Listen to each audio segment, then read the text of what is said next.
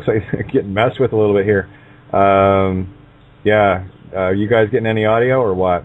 Just let me know, because I had to sign in, sign out. For some reason, I guess the song stopped playing on the air. So I heard the disclaimer, no problem. The song started fine, but then it went off. So again, that's another one of those little hiccup things. No worries. Okay. Yeah, hearing you loud and clear, okay. Yeah, okay, thanks. Hey, well, there you are. I'm not, just to let people know, I'm not sure if we're going to be joined by Santo tonight. I know him and Johnny, they've been running a pretty hectic schedule, and it was going to be a hit and miss whether he could join us on the Friday nights, but Friday nights are sacred ground for Syncretism. So when he can show up again, I know they're very busy, this is where you will find Santo, no question, right? So, and everyone can hear you too, Tony. So how are you doing tonight? Yeah, not too bad, Kate, not too bad. Busy old day as usual, some interesting stuff, but yeah, one of those up and downs, I think, today. Oh yeah, just a little bit. Yeah, it's been pretty wild. Lots of interesting breaking news in the radio world, something that actually touches close to well, what used to be home. Just got word, actually, as of about 5 minutes ago, TNS Radio out of Dublin is no more. And I know a lot of, I got added to a room today, there's a lot of hosts that found themselves scrambling, looking to get something set up and whatever. Those that know my history with TNS and the situation I had with Vin, I will be very blunt in saying that this comes as no surprise to me. I have a saying, and it's one that is worth repeating again and again. You can quote me. It's a Kateism. If you can't stand the heat, don't start the fire. Works for me. Another one I like, pick a fight, expect a fight. And that's where I'm going to leave that. And I wish all the hosts the best, and that they find themselves a new place to be, to get their words out, to get their voices heard. Because I know there's a lot of beautiful, genuine people out there that's all they want to do. But I will tell you very bluntly that this does not come as a surprise to me, especially in the times that we're in right now, where we're separating the wheat from the chaff.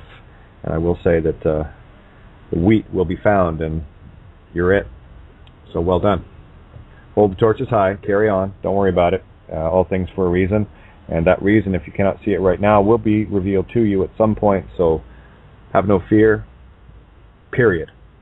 Fear will play havoc in your universe, and not something that I would recommend. So anyway, other things that are going on, well, we've had a very high sunspot count, and I do want to touch on a little bit of this, because we started to how do you put it, walk around it a little bit last night. I mean, I'm very, very clear in what I know for me, and I'm going to try to share a couple of what will definitely be for you, very outside the box. And I assure you, there are many days that I feel like Bill Donahue, when he first started exposing the Bible for, this back in the early 90s, late 80s, and how he must have felt coming forward with so much profound truth about what the Bible was really saying, and how it must have sat with all the people and himself,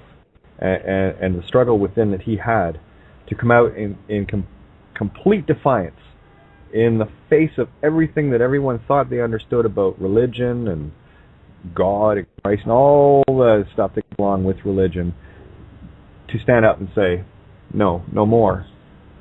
And if you go back to his early work, and Bill Donahue was passion with passion to the exponential. And when you go back to the early work, and you see the fire and the passion of this beautiful being coming, years ahead of his time, coming to life and literally just obliterating so many illusions within the Bible, has been one of the very great teachers for me. I will assure you of that. There's a few people I go to just for that purpose of knowing that these individuals, people like Bill and Santo and so many others, that flew in the face of what would be perceived reality and put it completely in the mirror. You know, like, well, you know the Santo story, you know, former 20 years in Jehovah's Witness, and to do a complete 180 on that, to start analyzing and breaking down the very science that the church always taught as being evil, works of the devil and what have you. And then you have Bill Donahue, who was a minister, and had, you know, we're talking 40 years of his life, and then he kicked it into gear, going again a complete 180 degrees. And both of those gentlemen have revealed so much. And all I'm trying to do is be the little messenger, the little observer, to make note of that. And when I have my moments, these are the kind of things that I go to be reminded of that fire and of that passion, and that everything that I say may not sit very well with you. As a matter of fact, for most people, and I will say in the early days of radio, I'm sure it pissed a lot of people off. But here's the thing, I never ever got called with complaints or hate mail or anything of that nature. But I know from my interaction with people one-on-one that a lot of the stuff that I was speaking of, and I'm speaking of especially now, does not sit well with you. Because, well, I'm not saying you guys in particular, because again, I take great pride in knowing that the people that I'm speaking to right now are very awakened, very enlightened, and very willing to be the neutral observers now. So, oh, listen to the birds, they're great tonight.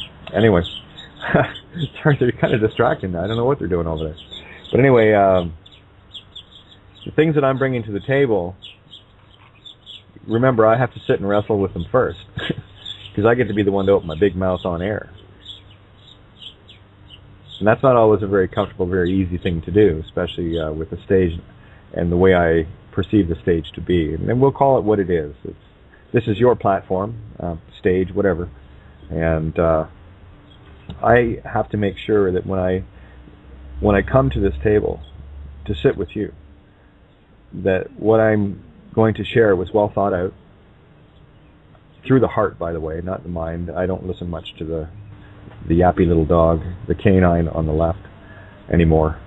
I will only use it to analyze that which I've already felt, that which I've already resonated to, and from there I bring it to you. And hopefully what I'm sharing, because it resonates with me and the means of which I get it, I'm hoping that it resonates with you as well. There are so many things that we have been taught that are absolutely backwards to everything we ever thought we should and would know. We have been deceived to a level of our, and by our own consent and our willingness to get caught up in the illusion. And that's okay too, we're here to play. But this silly little game, the way it's been playing out, and the amount of pain that so many people have had to go through to get where they are, it's time for the end of that. It's long past, it's long overdue, that.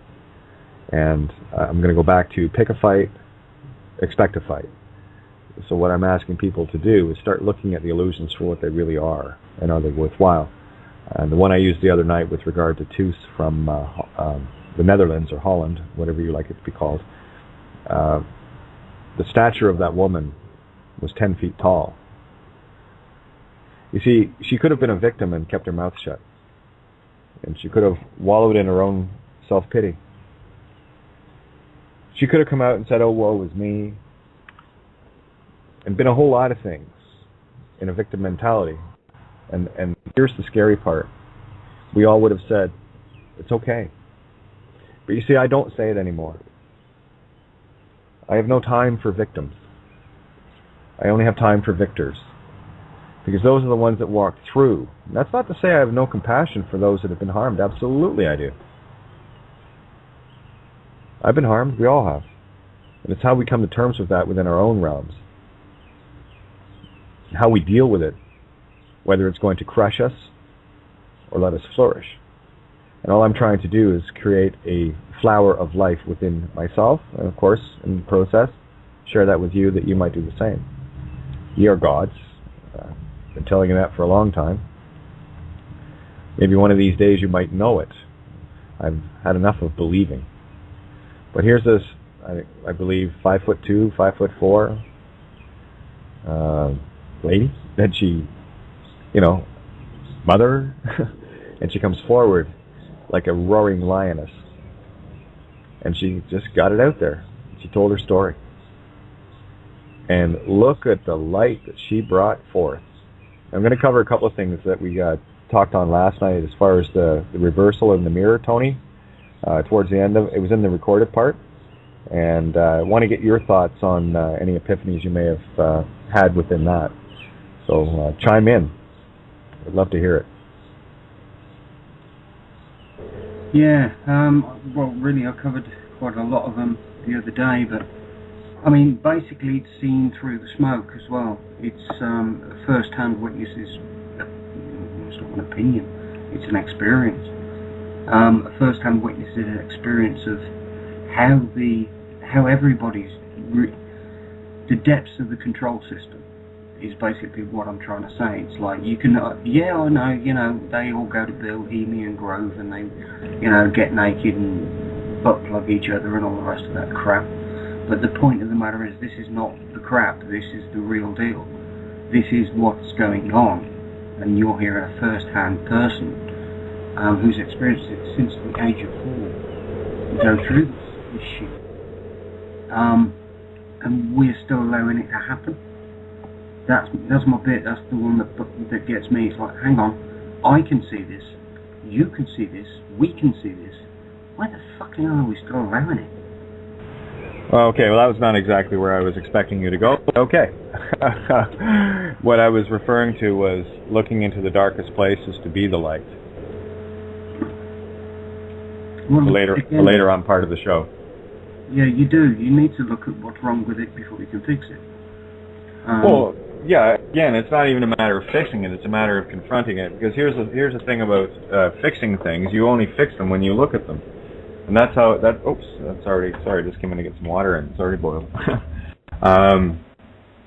Thank you, Eric. Perfect timing. Anyway, yeah, the purpose, what I want to get into tonight is trying to show the mirror. And I'm going to get a little bit down and dirty with a few things that are not going to sit well with a lot of people, I assure you. What's the ancient name of the sun god? Anybody? Oh, it might be, you know, Ra, maybe? Does that sound familiar? It's one of them. Yeah, another one's Marduk. Yeah, Lu. Yeah. Most people don't know what a nasty prick Marduk is. Tell you what, let's go in the mirror for tonight. Let's have some fun with this. Let's take it to a whole new level. And again, it's about, can you see the good and evil in everything, or are you stuck in a duality, thinking, oh my, the sun is good, the sun is great, the sun is awesome. Yes, Ra, the sun god, is my god. I will worship that god that is not my light. And I will follow along with what everyone has been teaching me my whole life about how wonderful and everything is great here, and this physical meat-stick illusion, and lifetime after lifetime I keep grabbing meat sticks and getting killed. What's this all about? Got to be a little more to the story than that, don't you think? So let's have a look at the light, the real light, shall we? Yeah, your mic's open. I can hear you, Tony. So chime in. No, I was waiting for you to say you wanted to go to the real light. I mean, you spoke briefly about it last night, which I've been pondering, thinking, observing, and actually understanding. Crazy stuff, eh? Well, yeah, because, I mean, hang on, something that occurred to me about, because I've done lots and lots of research on physics and, you know, science and the truth about harmonics and all this sort of thing, one of the things that really stood out is what constitutes the universe, how much matter is in matter. I would go even simpler on that, Tony. Whose universe is it? Well, it's is it yours? Point, but that's not what I'm referring to. No, that's why I'm asking you. Whose universe is it? Is it yours? Did you create it? Is it your construct? We all constructed it, yes. But, I don't agree with that, but we'll get into that part of it. Keep going. The point being how much actual matter is in matter. Well, in order to get to the understanding of that, you need to look at an atom. And when you look at an atom, you'll find the electrons, neutrons, positrons orbiting around what appears to be the nucleus. But when you go subatomic and you look at the nucleus, you find lots of other tiny particles orbiting another nucleus. So the matter that you perceive to be solid isn't solid. It's basically 99.99999 whatever the end up amount is, thin air. But it's all to do with black hole science. It's incredible stuff. It's absolutely incredible. The matter, they say the atom exists, etc., but that's still one of the weirdest areas, because the mass of an atom is just ridiculously minute, and that also applies to the universe.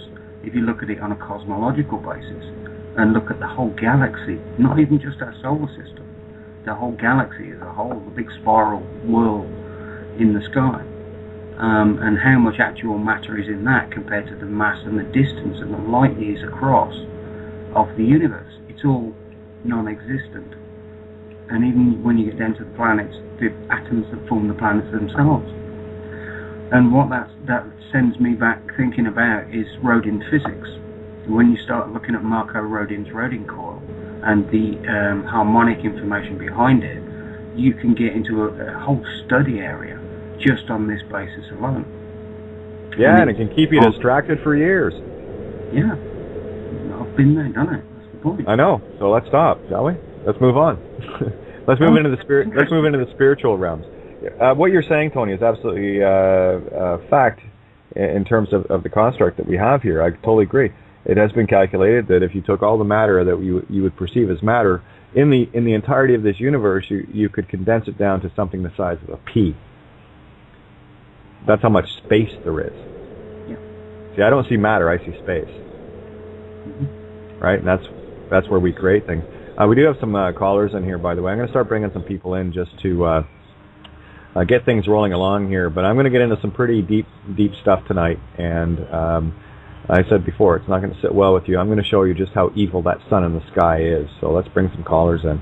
We'll start off with Carol, and I'm going to show you how important and beautiful you are as a sun unto of yourself. And I've got a little concept to throw at you that might help to explain a few things. It's been a good day, good downloads. Carol, how are you doing? I'm doing wonderful today, sweetheart. It sounds to me like we've got that tinny can sound on my line, and I've hung up twice and called back in, and I can't seem to get rid of it. Are you hearing it? Well, I'll let you know when I talk. Nope, not at all. It's clear. Oh, wonderful. Thank you, God. Anyway, I'm You're doing welcome. fine, honey. This has been a real wild ride for me this last week, and especially last night with my conference call, and I'm glad it's done, and we're going in a different direction. We had a couple people that wanted to come in and present fear porn stuff, and I've allowed it for a few weeks, and it all came to a head, and I'm sure that the powers that be, talking about the spiritual powers, didn't want it on our call, and so it all came to a head last night, and they are gone, and it's just going to be spiritual and what's happening currently right now, and no more of that stupid-ass history that people like to get into, because we're not going to be in that realm anymore. History will not repeat itself, and we are going into a golden age where it's going to be a real different world for all of us, I think. Anyway, That's my feelings. I totally agree with you, and the world that is going to be created is the one that you're going to create for yourself, instead of getting caught up in this construct of someone else's idea of creation. So I want to share a little concept. I've got another caller in on area code 303. I'll leave your mic open there, Carol, so you can mute it, Will, at your end if you wish. But you're open here, so jump in at any point. Area code 303. Let's get you in the call here. Hi, Kate. Hey, how are you doing? I'm good. How are you? Oh, amazing. I'm going to have some fun tonight. I know. Well, I tried to jump in at first because Santos is so in demand, and obviously I know his schedule, and I don't even know if that'll be the topic tonight, doing charts. And I wrote some other questions down to keep the things moving if that wasn't the case, but I'd rather listen to what you have to say. So you can mute me back out. Oh, okay. Yeah, again, this is a collective effort here, so I'm going to do my best to shine a dark mirror on an illusion. Exactly. I like that, and Your voice, I can hear it, very intense, and I'm very excited. So I didn't want to side rail into other subjects. I'd rather listen to what you have to say. Okay, well, let's have some fun then. I'm in yes, a mood. let us, shall we? I'm in a mood. I know you are. I can feel it. Let's go. All right. I'm Okay, going to mute out. Okay, thanks, hon. All right, bye. Yeah. Okay. All right, let's play a game. Let's play the great game of ourself. And let's have a look at it. I just had a chat with Lisa before the show, and I'm going to share an analogy with you, and I'm sure you've probably come across it. You know, as a kid, you say, you know, you or your brother or sister, and there's a chocolate bar, okay? And, you know, mom or dad says, okay, well, there's half a chocolate bar each, and here's the rules. Whoever gets to cut the chocolate bar in half gets to pick second. And I'll tell you, you know, my sister and I, it didn't matter who cut it. You could measure the difference of sizes, and you'd need a micrometer or screw gauge to do it. That's how accurate that cut was. Now, here's the thing. If you were allowed to cut it and choose your own half, well, you might not be quite so accurate in that cut. And you would probably take the oxymoronic statement of the bigger half. No such thing, but you know what I mean. All right? So let's play the great game of ourselves. Because everything in the universe is a fractal in and of itself. And there has to be, in the beginning, there was the word, and of course, that would be the concept of ourself. We'd ask the question, why? And then we'd ponder, and we'd go, let's try to find that out in our own little schizophrenic way. So I'll tell you what I'm going to do, ourself. We're going to split into two, and then we're going to keep going. And just like you see in nature, cells dividing into cells, etc., exponential. 1 becomes 2, becomes 4, becomes 8, becomes 16, 32, 64, 128, etc., ad infinitum. Okay, so, but here's the rules of the game. Because we've got to make this chocolate bar fair.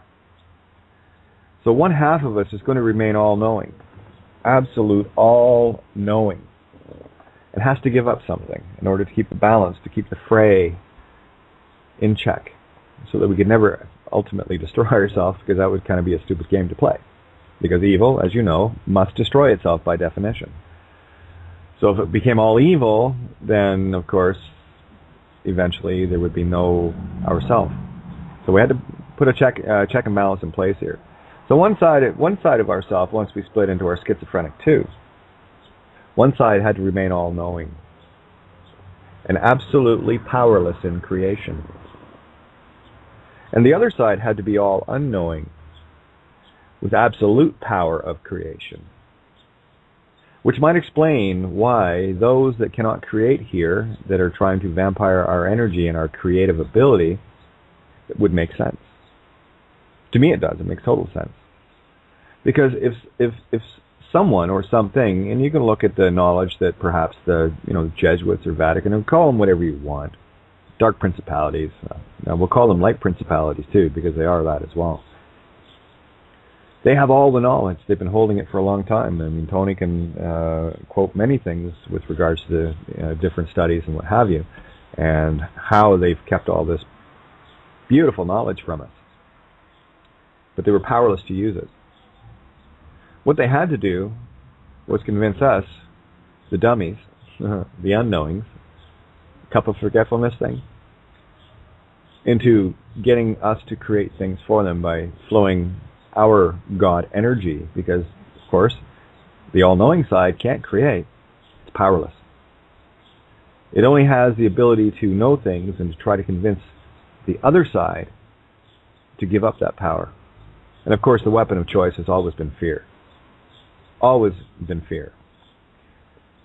And the more fear that we get, the more power they reap. Because what's happening then is they're controlling not only our emotions, but our creative spiritual essence. And we've talked about register in the past. Of course they want the divine creative force. That's the only thing they're after. Because without that, they cannot create anything. They most certainly can't create money. I can get into all sorts of other things to prove that, if you need that for, satiation of ego. Let's just play along, though. Let's just go, well, maybe Kate's got a point. I'll go with the flow on this one. All right? So here we are, the all-unknowing, beautiful creators of light and love, having been duped for countless millennia, countless, eons. And here we have this wonderful universe around us that was actually constructed by us. One, we didn't know why, and two, we didn't know how, because that was left to the all-knowing side to manipulate, to take that power, manipulate it against us. So the all-knowing would be able to create everything it wanted in its illusion, in its construct. Excuse me. While we, in our ignorance, feed it all the power it needs. I just cut the cord. No more. I'm done. You cannot feed from me anymore because I kind of clicked on something. And that is the purpose and the why as to why you want to drain my power, you powerless thing, you. Oh, you can be as all-knowing as you want. But without me, without your other half, your other twin flame, you have nothing.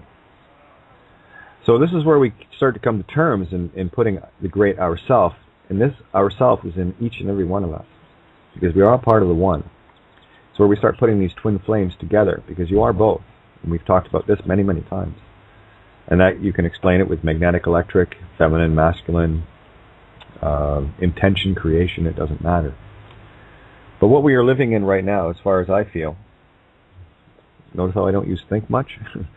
The way I feel it and the way I observe it is we are living in a construct that was built around us with our power, and we are being duped out of it. And that's okay, though. It's about coming to terms with peace within.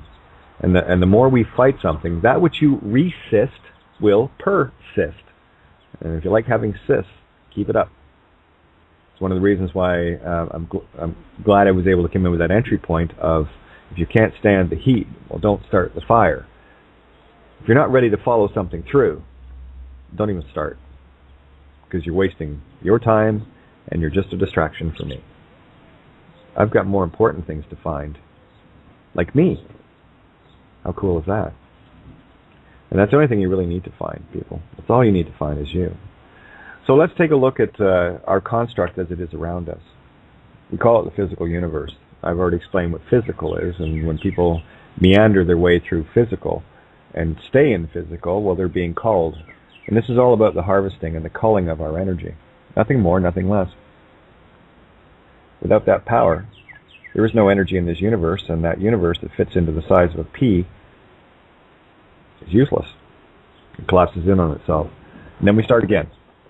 But I think the game needs to go on a bit longer because it's starting to get to be a little bit more fun than it was. And while we are in conflict with ourselves, and by that I mean with others, you're just fighting with yourself.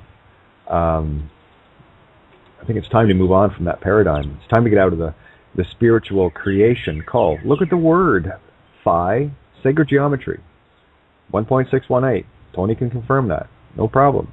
Of course, it's the God number in Greek, 21,777. And then, of course, you have psi, which is the 23rd letter. You might want to consider 23rd Psalms and decode that a little bit. A lot of truth in there, too. Psi is spirit. So now we have the sacred geometry, creation of God, you itself, with the spirits and the power of creation being called. So the more you stay in the physical or the phi-psychal way of thinking, the more energy is getting sucked off you. And they'll do that in any manner of way. And they'll do it with complete that other half of us will do it with complete universal immunity. Because it is about a perfect balance here. And the harder we fight, the Chinese finger trap pulls harder and harder. What we need to do is come into our own power. And you can hang out in the fear porn. Oh, I got new Alex Jones for you. Ready? Let's see if I get this right. You are the resistance to fear porn. Okay? So there you go. That's what you need to be the resistance to. All right? I love Alex. He's such a savior, isn't he? You know, when you start looking at the constructs for what they are, I got to tell you, Alex Jones is one of the first individuals. I'm not picking on the guy. I'm just pointing him out for what his job and what he's doing. He's doing a masterful job. He's got lots of people with hooks in their mouths, just dragging them along. Dead fish flopping on the beach. And when he came out, it was about 20 years ago or so, it's a perfect setup. He comes out and starts exposing all the evil, right? And after a number of years, and of course he's like, major mainstream alternative media now, he's still spewing the same crap. Nothing's changed. I've heard so many interviews where a guest has come on and they're starting to get into the nitty gritty, and what does Alex do? He jumps right in to make sure it doesn't get out there, and he just totally derails the conversation. I've never seen a better master at derailing conversations than Alex Jones. He's very good at it. And he'll come on and he'll try to convince you that he's one of us. I remember the one time it was like there's video he said he was driving to work one day and he had this epiphany moment, and he just started talking like one of us. And I thought, my goodness, maybe Alex is actually really starting to get it. No, he's still screaming the fear porn, right? Still in the same game. If you want proof of that, just go to his website and try to find all the lovey-dovey stuff on his site. Seriously. What are you creating, Alex? You're creating fear. You're creating physical illusion. And here's the thing, because you came out as this beautiful savior so many years ago, people are still worshiping you. People still think you have it right. What a beautiful setup. What a beautiful trap. So don't mind me if I expose it for what it is. Time to move along. Show your true light. If you truly are interested in change, then shall we get on the same page here? And I'll put the challenge out. Hopefully, word gets to him. I would love to do an interview with you. Absolutely would love to. See if you can derail this bitch. Guaranteed I wouldn't last 5 minutes with him. That I promise. So there we go. Let's go have a look at the great Our Self and feel that out, guys. See what you think. You've got the Our Self. We decide to have a game split in two. You have to do that in order to have duality. One side is all-knowing, powerless. The other side is all unknowing, all-powerful. It's a lot like a court. It's all in reverse. The judge is actually the lowest rank in the court. He is the most powerless entity in there. Yet he is given the robes and the title and the money and everything else there to make it look like he's the most powerful, or she, whatever the case may be, whatever Baal priest you're dealing with, to look like the most powerful and scary and have all these people around them, where people miss the true power of the courts. The one that actually does the draining, the vampiring of your energy, be it in the form of skin, called money, where they can feed on you, and of course, not just you, but the other 7 billion on the planet that every piece of paper represents. And who might that be, Kate? Oh, that might just be the clerk of the courts. That's why they don't care if a judge signs it or not. Judge is powerless. It's got the clerk stamp on it. There's your gold. All right, so let's start looking at things a little bit backwards now, shall we? Let's stop getting caught up in the carrots like opt. And I dare say any other, what was the whole dinar thing and all the rest of the crap that comes out. Look what they do. They get you chasing your tail and consuming it, thinking that somehow money or wealth is something to go after, but they got you playing in the physical sandbox. And they'll keep you spinning as long as they can. As long as they have shiny Tonka trucks and really pretty Barbie dolls, they're going to own your sorry ass, because you can't see beyond the veil. You haven't got eyes to see yet if you can't see this. And you most certainly haven't got ears to hear if you're not hearing what I'm actually telling you. But I will tell you everything that I do share, because I take what I do with the utmost responsibility of what it is I do. I have a great responsibility, and I've said this many times, that when I convey things across the air, I know I'm speaking to many. More importantly, I'm putting it into our consciousness. So I'm going to take full responsibility for it. And in the same process of doing that, I'm going to do my damnedest to get my facts straight and to get my heart in order so that it feels right. And I won't bring anything to the table until it does feel right. This truth has got to fit like a glove, and not the O.J. Simpson one. Again, more drama, more charade, whatever. Okay?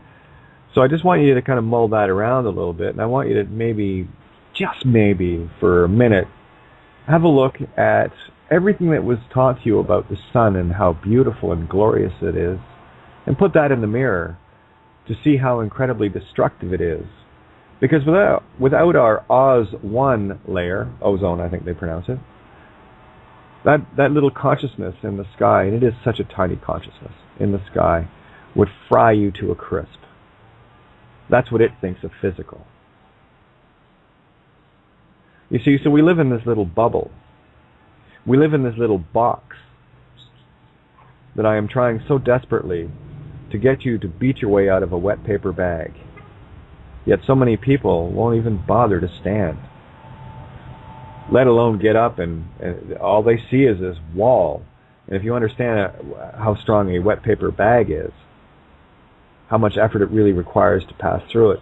But what they've done so masterfully is they've made that paper bag that's soaking wet and has no strength in it, they've made it so terrifying that you won't even go and look at it. They'll keep you afraid of where you need to be, the dark, where you will shine the brightest. They'll keep you running away from it because they've masterfully put fear in it. And everything that generates fear is just a layer on that bag. Can you dare to step through it? I said it the other night when Mel was on. You know, here I found it beyond laughable to a sickening degree that while I'm, you know, looking at a story such as this, and then I'm reading in other chat rooms and Skype posts about people talking about the really important issues in life, like, you know, what do I need to write to defeat something in a court? You're still missing it. You're still caught in their illusional net. How much more do you have to suffer? How much more do you have to lose before you will get this? Hey, I was lucky. It only cost me my family, my home, car, truck, countless possessions. I'm lucky. I didn't have to go through with Tuesday. I got a mild dose of that, but nothing to that level. You want courage? Have a look at that video. And don't look at it like it's a victim, because you're looking at one hell of a powerful being there. And you better start seeing it for what it is. And you better stop thinking that you need to go out and destroy, and I've got to get even with these people and everything else. You don't have to do a damn thing, oh ye who are judging. We don't need courts. We don't need anything. Because the simple truth is, those that created the harm already know they did. All they have to be is confronted with it. And I tell you, the deeper the crime, the more gets shed. And the more that the being that did it has to confront. And whether they confront it this lifetime or the next, they're going to continue on the circuit here. Do you want to play with them anymore, boys and girls, or do you want to get out of that sandbox? Shall we let them go to be that part of our consciousness that we're going to obliterate anyway? And this is it. Do you want to be part of the all-consciousness? Do you want to be part of it?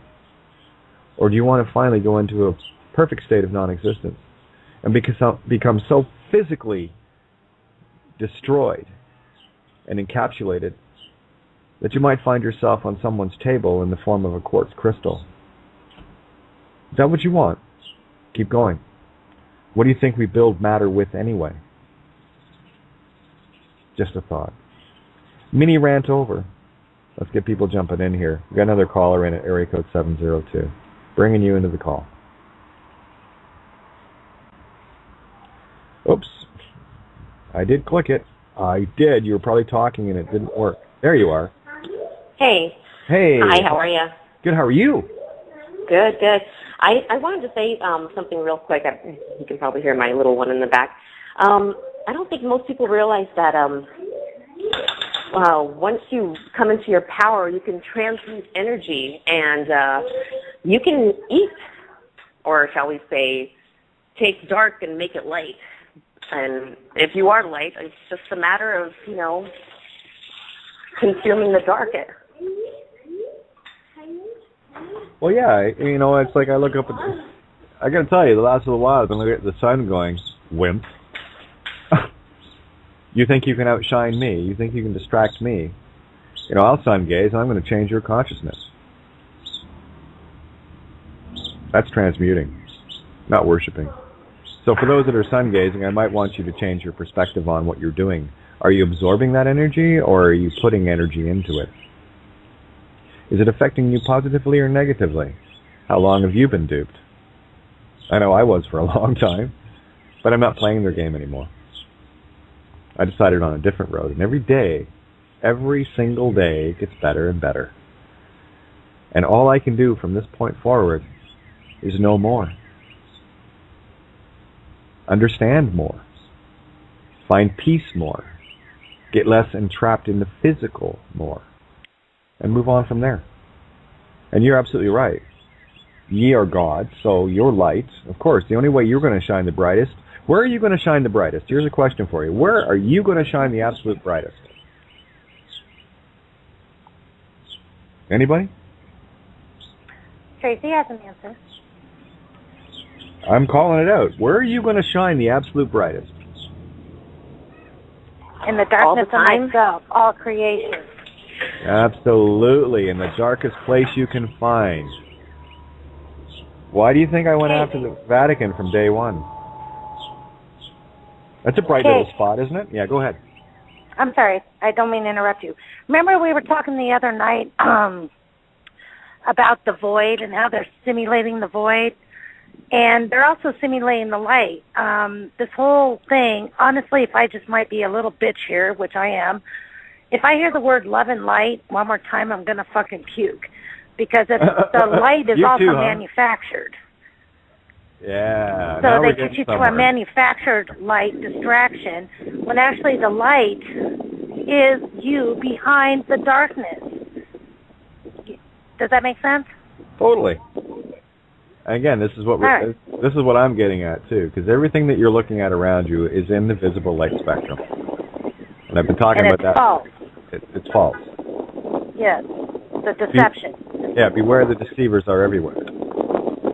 Yes, they are. So whether they're projecting light or dark, fear, or it's all so manufactured. Neither one is bad. Both are you, and they're trying to manufacture one or the other. Both, and get you all distracted and just total.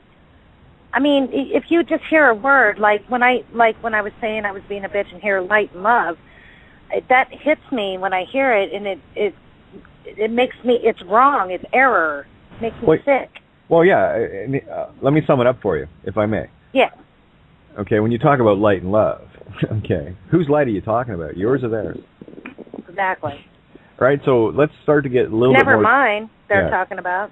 Yeah, get more definitive on where that light is. Are you worshiping the light outside you? Oh, we got some wind going on with somebody. That's me. That's Tracy. Sorry, I'll move. Okay. All right, yeah, it's just very loud on this end. Sorry about that. That's okay. When you stop and start looking at things in the mirror, and I've said this ad nauseum, when you put everything in the mirror, I'll try to be very specific in what I'm talking about.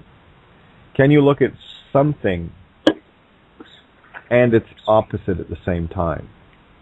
Yes, exactly. If you cannot do that, then you are caught in a duality.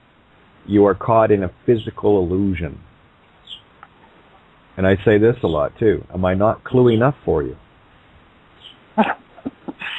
But then we have our definitions of what they say light and dark is. So, then you could split off. But neither one is true. Their definitions, zero of what they're saying is true of any definition of light or dark. Okay, here's another one for you. Do you know how poisonous light is of someone else's creation in terms of this physical five cycle that we're in? Let me show you how poisonous and invasive that light is. And you've heard it said before that even if you're in the darkest gymnasium, if you lit but one match or a lighter, you could find your way out. Let's go a little bit different on this though. Okay, that's great. Why would I need somebody else's light when I am it? Right. Somebody else's Messiah. Well, again, there we go with the worshiping idols. Or a manufacturer of the lighter, or whoever created this light. Well, exactly. And the whole idea is, well, ye are gods, ye are light, okay? We got that part. We're good. When we have to go outside of ourselves to get that notion that somehow it has to be something outside of us physically to light our way, then we're caught inside that box. So what I'm challenging people to do now is to start grasping these notions. And I assure you, the powers that were, the ones that have been vampiring us because they knew a lot more, are in absolute terror now, because that fear that they manufactured is now reversing, you see, because that which you create, manifest, you will eventually have to wear. That's why, I can forgive no one nor judge anyone. All I can do is observe what happened. And is it something I would do or would not do? Nothing changes. I agree with that, but I would take it back deeper, that they didn't actually create anything. They took our creation. No, there was consent there. Don't go dualistic on me now, kiddo. Oh, no. Wait, if we're going to go consensual, then I would say that, or I already agree that I came into this game with full responsibility. Nothing happens to me, I'm not a victim. But however, on a way, I don't like the word time, but the dark, again, I don't like that word.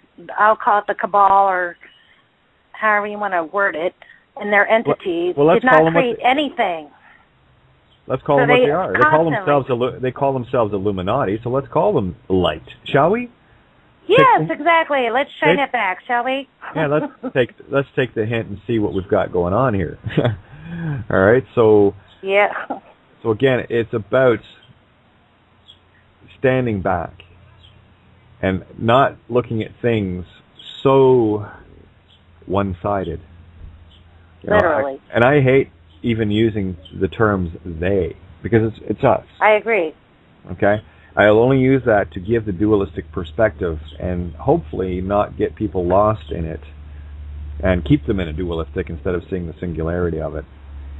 In as much evil as we've witnessed, and Tony touched on this the other night, in as much evil as we have witnessed, only by witnessing it and observing it can we see the contrast. Can we know ourselves? Right. Because we're both. And we, how about this? This is kind of a simple way to put it. We contracted this other side of ourselves to do this. That's how I would word it. So there is no, they're both ourselves.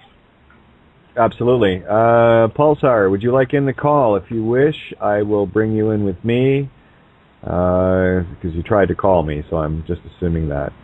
Hello, Dave. Nice to see you on Skype. Yeah, there was, Dave, good comments. Yes, there were a lot of challenges within TNS, I assure you. I've got a couple essays I might share with people just to kind of let people know what was going on there. It was a lot of fun, let's put it that way. I can hear it in your voice, yes, it was. Oh yeah, it was a hoot, absolutely. I'll never forget, it was 2 hours before the show, Thursday nights. I only had one night a week, and it was, and I will say it because it's true, it was the busiest show in TNS. Really? They cut it off? Of course it did, because what I was saying was in complete defiance of what Vin was saying, because he was still spewing legal, lawful, while I had already spent 28 days in solitary and had already found that the whole system is illusion, that there's no winning in it because they'll change the rules. They make the rules, so they're going to change them. Who wants to play Monopoly with someone that's going to be the banker, the real estate, the dice thrower, and the player mover? And you're just going to sit there and observe the game, and you think you're going to win? True. You slapped me on legalese the other night, so I totally agree with you. It's all nonsense. That was the first construct I had to go through, though, kiddo. So don't be worrying about that. I mean, I'm glad you did it, and I'm not gonna. Thank you, Kate. Well, I'm going to save you a whole lot of time, because legalese was what got me on the road here in terms of, wow, that word doesn't actually mean what it said. Wait, it could actually mean the opposite. Right? And I went from there. All right, so again, it's been a step-by-step, drip-by-drip path for me. I'm just trying to share it. But 2 hours before I was supposed to go on, I got in the TNS group room. I got notified. Myself and a few of the hosts got, and the host. He didn't say a few. He said the host had a meeting, and we decided to change things around a little bit. So as effective immediately, Kate, you're on. It was my time, 10 a.m. till noon Monday mornings, right? Which would be 3 to 5 p.m. Monday afternoons. absolutely useless spot for anybody to even come anywhere close to me. And he did it right before the show, effective immediately. So my show was canceled. And exactly. And here's the clincher. They're going to make some schedule changes and everything else. Wasn't it funny that I was the only host that was changed? Did you have a vendetta, maybe? Oh, I love it! Congratulations, girlfriend. Yeah. So You're too hot. I took the compliment. I take it. Absolutely. So again. And you shut the shit down because you're too hot. Yeah, well, I'm hoping it's not a matter of being too hot. It's just my heart has only got one thing in it that I'm searching for, and that's truth. And the only way. Exactly. Well, if they can't take truth, then I guess they're off the air. I'm sorry for any other. I'm not familiar with that radio station, so I'm sorry for any other hosts in that whole thing. Well, I'll tell you, there was within a few weeks of that happening, a number of hosts left there very quickly, and they set up. And you've heard me on the air there with them. awakeradio.co.uk, Dave and the crew over there. Okay, so that was a whole bunch of hosts that were on TNS that left. And then, of course, the final ultimatum came down today where everyone got ditched without warning. And now they're scrambling, and I know there's a lot of good people there getting a good message out. Get a hold of Lisa.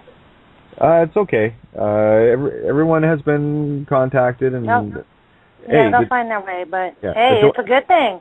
The door is open. Okay, so let's carry on here a little bit. So where do I want to go now? That's okay. Mute out. That's okay, kiddo. Getting back to the concepts. Actually, we got other callers in here, guys. I'm waiting for Pulsar to get back to me. Maybe I'll see if I can drag him into the call. I know he was having some issues with his Skype, and I do trust that he is listening. So, if you are listening, Pulsar, I'm bringing you in. Mute your mic out if you're listening to the show, because it's just going to have a whole lot of feedback fun. Hey, am I in? You're in. I just need you to turn the show off, yeah? Or mute it? You're in. So what? Mute the show. I knew you had it on, so mute the show or you're going to hear it.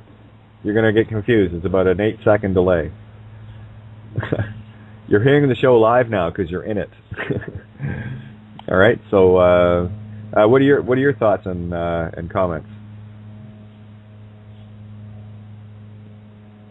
Pulsar, do I have you? Okay, we're not hearing you if you are talking. All right, I'll just wait for Pulsar to get things sorted out on that end. The other callers' lines are open. Ninja, what are your thoughts? I got your mic open, hon. Hi, Kate. Hey, there you are. Hi, Tony. Hi, everybody. Yeah, well, yeah, I listened last night, and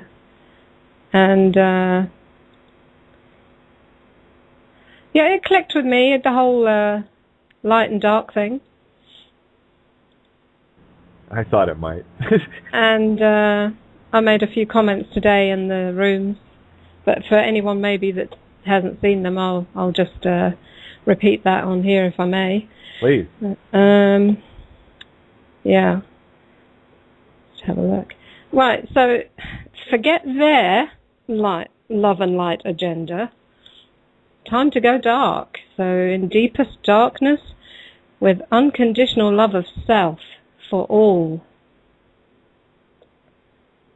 That came to me, so I thought I'd write that down. Well, worth it. I was just waiting to see if you had more, because I know you got a few things going on. Yeah, yeah. I don't know. I'm not very organised at the moment. I'm not in my flow, but I wanted to repeat that for those listeners who maybe haven't had a chance to see it. Yeah. Yeah, this whole thing, it's so easy when you get it. I mean, now talking about the sun gazing thing also, I realise that now I can see how when I want to look at the sun, I'll be looking at it and telling it rather than saying, I'm here, you know? Like, I just get it. Yeah, there's no point in being at effect to a lesser consciousness. And as I've explained already, when you look at our sun in terms of its maturity, As a consciousness, it is a very tiny, tiny consciousness in compared to the supergiants like Aldebaran or Arcturus or Rigel and so many others. I mean, our sun is a very, very, very tiny, young consciousness. And if you envision the sun as being almost spoiled brat, childlike, you'll start to get an understanding more of what's going on here in this construct to keep us fighting in that little sandbox. And world after world after world after world has been conquered in this fashion. Not this one. Because we're taking back our light.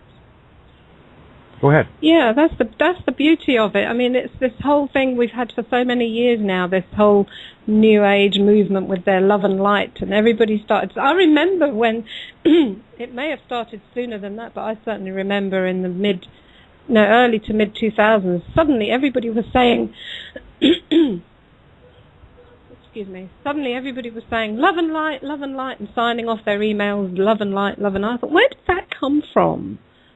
You know, suddenly everyone's saying that. Why? I hadn't heard it before. Well, again, we have to be careful of the deceivers and what they want to implant into the consciousness. You know, you can go back to the days. Exactly. Now I can see that. That's why I questioned that earlier today. I was like, yeah, what's their love and light agenda? No, forget that. Because Ninja. Yeah, hi. Hi, I'm sorry, this is Tracy. I didn't mean to interrupt you. It came from the theologians in the 30s.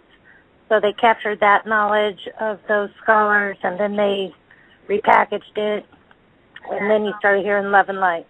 Okay, thanks for that. Yeah. I mean, it just seemed to come out of nowhere to my. Maybe I wasn't hanging around the right circles to hear it earlier, but anyway, I heard it in the early 2000s, and it was lovely. Everyone thought, yeah, oh, that's nice. Let's buy into that, and we bought into that. Yeah, Ninja, one sec. We're getting a bit of feedback, so if you can mute out when you're not talking, that would be greatly appreciated, because it sounds like a chipmunk chewing on my ear. Oh my God, sorry. No, not you. There's a feedback happening. Oh. There we go. Okay, now, yeah, it's still there. I don't know, it's a very high grating sound. It's driving me nuts. Anyway, very high grating sound. See, someone's got the show going on in the background with their mic open. There's an echo. See, someone's got the show going on in the background with their mic. See? I love this show so much that I can't stand when they fuck with y'all. Pulsar, turn the show off. I've got you in the call. Okay. You're in the show. You're going to mess everything up. I've got you in the call. See? You're hearing me twice. You're hearing me twice. I'll wait. You're hearing me twice. I'll wait.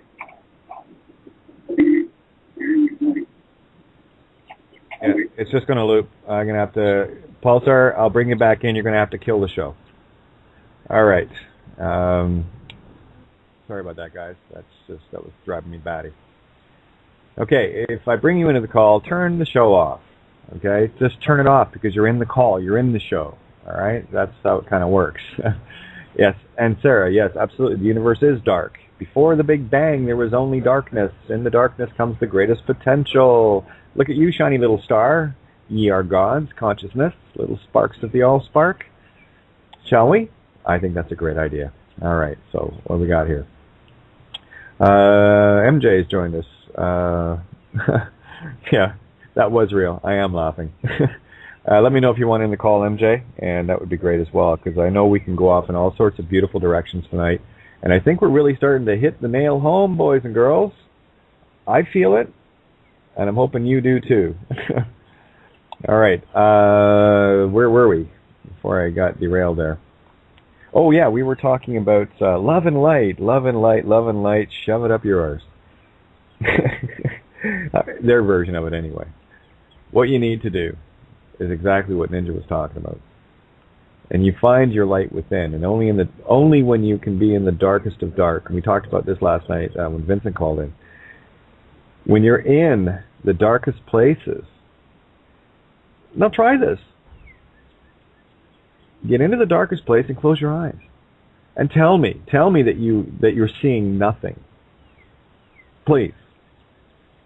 Because here's the thing about your pineal gland, which is your direct connect to you, consciousness. It doesn't work if there's any light at all. It shuts it down. Get it? Your radio isn't going to work in the light. It creates interference. And we can get caught up in all manner of physical illusions here and be distracted. I mean, let's go back to the early days of Coast to Coast, for example, Art Bell and whatnot. And even now with George. Fascinating shows to listen to. But I haven't found any answers yet. The only thing I get is fascinated by it. So I look at that and go, wonder what the purpose of that show is. And not a knock on the show. A lot of people love it. I still enjoy listening to it on occasion when I need to be fascinated. But I'm listening to things entirely different because I'm looking to pull things out of it. And here's the thing, and I'm going to go to let's use astrotheology as a perfect example of what I'm trying to convey tonight. There are no answers in astrotheology. There are only clues. Clues to find your answers within. So stop worshiping outside, and I use that very specifically, especially tonight. And I'll apply that to anything. You will not find one single solitary answer in this physical realm. You will not. You will find all the clues you need to get to those answers, O little unknowing one, within. Because as part of the deal had to be made that everything that the all-knowing knew had to be shown to the all-unknowing who didn't, to see if the unknowing little ignorant ones, us, could figure it out. And we did. At least I'm on my way to figuring it out. Because I'm letting go of the crap. I don't need anything in this physical universe to teach me anything. I already know everything. I just chose not to. And the only thing I can find out there are clues to reigniting my flame within. So don't get caught up in all the fear porn. And I will make a mental note here because some people still find it necessary to post the occasional fear porn post on my Facebook. I'm not going to get mad at it. I'm just going to delete it. So if you are offended because I delete it, great. Ask yourself why I deleted it. Why would Kate want to delete something regarding the Illuminati and how they cross their legs and a picture of a gun and what else? Oh, a picture of the Queen and Obama and stuff like that. I don't want that shit on my page. I really don't. What I want to see is what I see the most of, and that's people that are snapping out of it. And they're sharing these beautiful clues with me as to who and what they are, that I can see them. And when someone posts garbage on my page, I see confusion, I see conflict within them. So be mindful. If you want to post something, by all means, there's some beautiful posts on my Facebook. I'd say 98% of the stuff that gets posted on my Facebook is showing me that you guys are so awake, so finding yourself. And then I get tagged to this photo and that photo, and that's another thing. Don't tag me to your photos to get a coattail ride out of me, because I'll rip it off. And if it happens too often, you lose the coattail altogether. Because I don't need to be dragged down. I got enough stuff to go through without that garbage. I just spent half an hour today just trying to untag myself from some garbage photographs, okay? So please, be mindful. If you tag me to a photo and it's not positive, you get one chance. After that, you get unfriended, because I don't like coattailers. We do this together. We don't do it clinging to the asses of others. I don't want anyone clinging to my coattails. I want them standing shoulder to shoulder with me, because I know we do this together. And the only way we're going to do this is if we're not trying to drag others down with our bullshit. Mini rant over. By the way, I'm on Twitter too.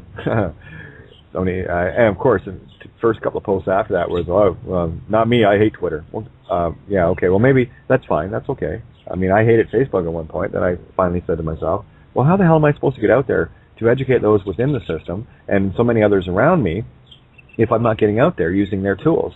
So that's when I came up with the Kateism. Use the tools, don't be one. So I thought, okay, cool. You know, and if people don't want to be part of Twitter and stuff and passing messages along, that's, if you really want to help, if you think these messages are worthwhile, get them out to everybody. I don't care how you do it. If you think what we're sharing is resonating with you enough, and you can't say it, whatever, and you think what we're doing is actually saying it for you, then fire it along. Say, hey, have a listen to this. This will melt your brain. Guaranteed it will. All right, so second mini rant over. Hey, Kay? Yeah. I'd love to stand shoulder to shoulder with you, darling, but I'm too small. I need a stepladder to be up there. That is not true. I don't even like that. Oh, Tracy, lighten up, okay, or I'll mute you. It's a joke. It's good. I like it. It's only a joke. I'm only 5'1". I'm only 5'2", but I'm 10 there you feet go. tall. Well, I am 5'1.5", but yeah, never mind. It's all right. I'm runway model. Kate's heels. I'm runway model, 5'9". Get over it. Yeah, I know that. That's why I said. know. It's beautiful. Yeah, she makes me sick. Go away. Okay, I'm muting. Probably skinny too. Let's just hurt her. Yeah, oh yeah, maybe.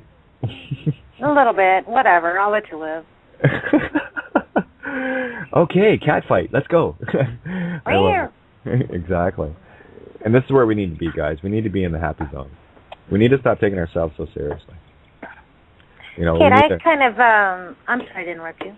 You do it all the time, and you keep saying, I'm sorry to interrupt you. I know. And you do it, so don't do it. Well, I guess you like it. I guess I don't. Oh. What's on your mind? I just had a kind of a philosophical question about what you were talking about. Why is it in this perception that the circle is only divided in two when it can be infinitely divided, or not divided, but why is it only two, white and dark, good and bad? Why is it only two-dimensional instead of, pi, you can divide a circle infinitely? Well, that's the whole point I was saying, is it has to begin with the first divide, then it divides itself from there. So 2 becomes 4, becomes 8, becomes 16, becomes 32, etc. That's what is known as the flower of life, the Vesica Pisces, intersecting within itself. Take the connection between an egg and a sperm and see what happens to that cell as soon as that intention is met with creation. And that's exactly what happened. Our intention met with creation. Have a look around you. And we're now part of our other half's creation, that we feed it the power for it to create. Am I kind of getting this across? Tony, jump in here, my friend.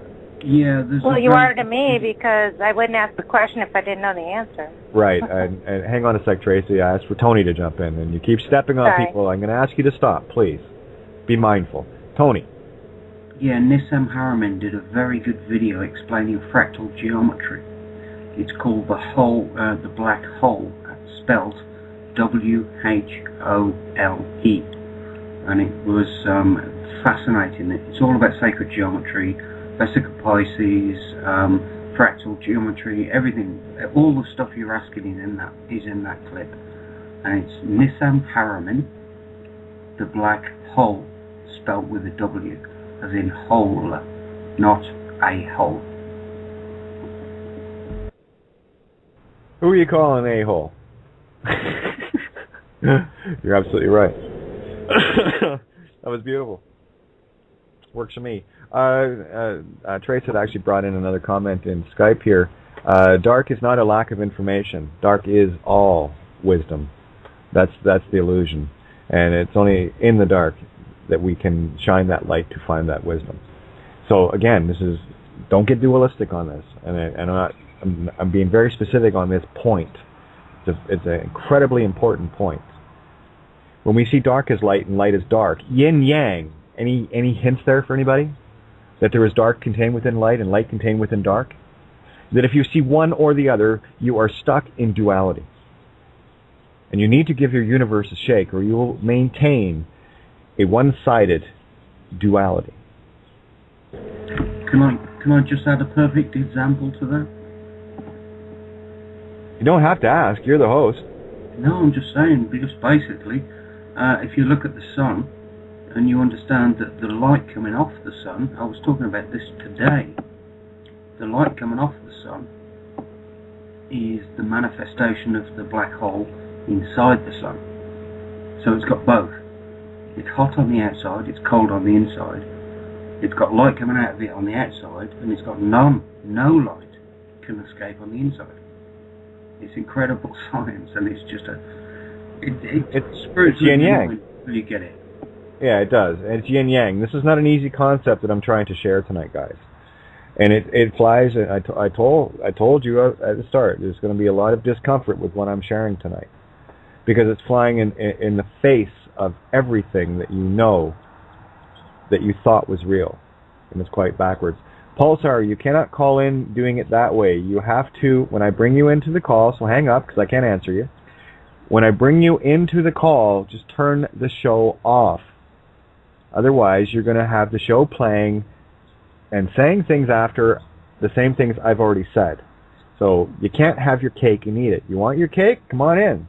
You want to eat it? Stay tuned in. Okay? You can't have one without the other.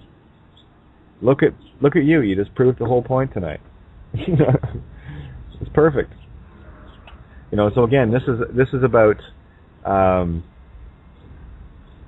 getting past the duality. Okay? This is about losing the fear. And there's a lot of fear with knowledge. And this is one of the things that has been used against us. And, of course, we agreed to be the other half of this game. So start to understand which part of the game you are.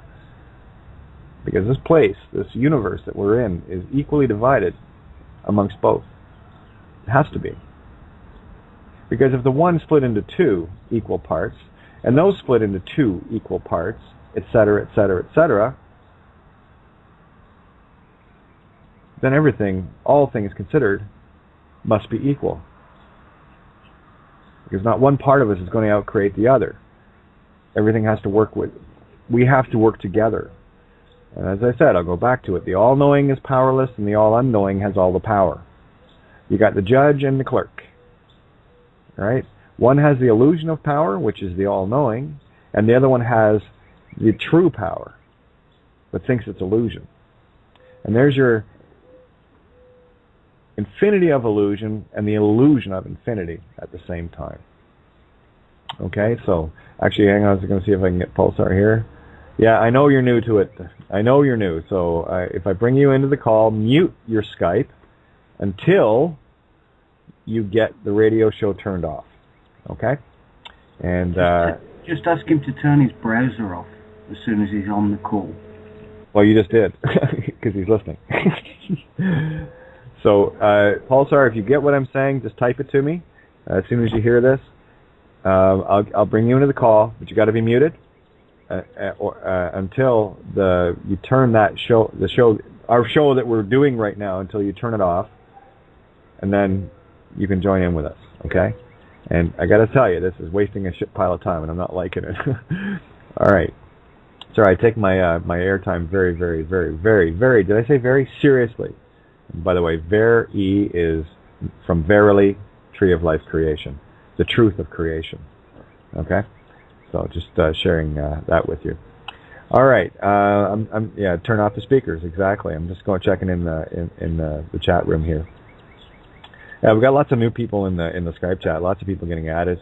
I think I added over 20 people into Skype today, or not Skype, into Facebook, and what that tells me is that people are awake. They're coming. They're seeing your light, because you see, we're doing this together, and that's how this game works. I'm hoping that people actually contacted somebody else who they know and turned them onto the show, basically. Because that's the way to do it. If you can contact somebody that will listen to this information and would like to maybe learn something, if you just tap them on the shoulder, send them an email, give them a phone call. And this is what I said the other night in the show, and I'm hoping people have listened to that, because they are the change. Again, if we unite together, we contact other people and bring them to the information, we can make the change that we want to be. Absolutely. And again, there's where you get the opportunity to be exponential. If you, the hour self, decide to split into two by telling two people, then they get the opportunity to split into two. And now we've got four people.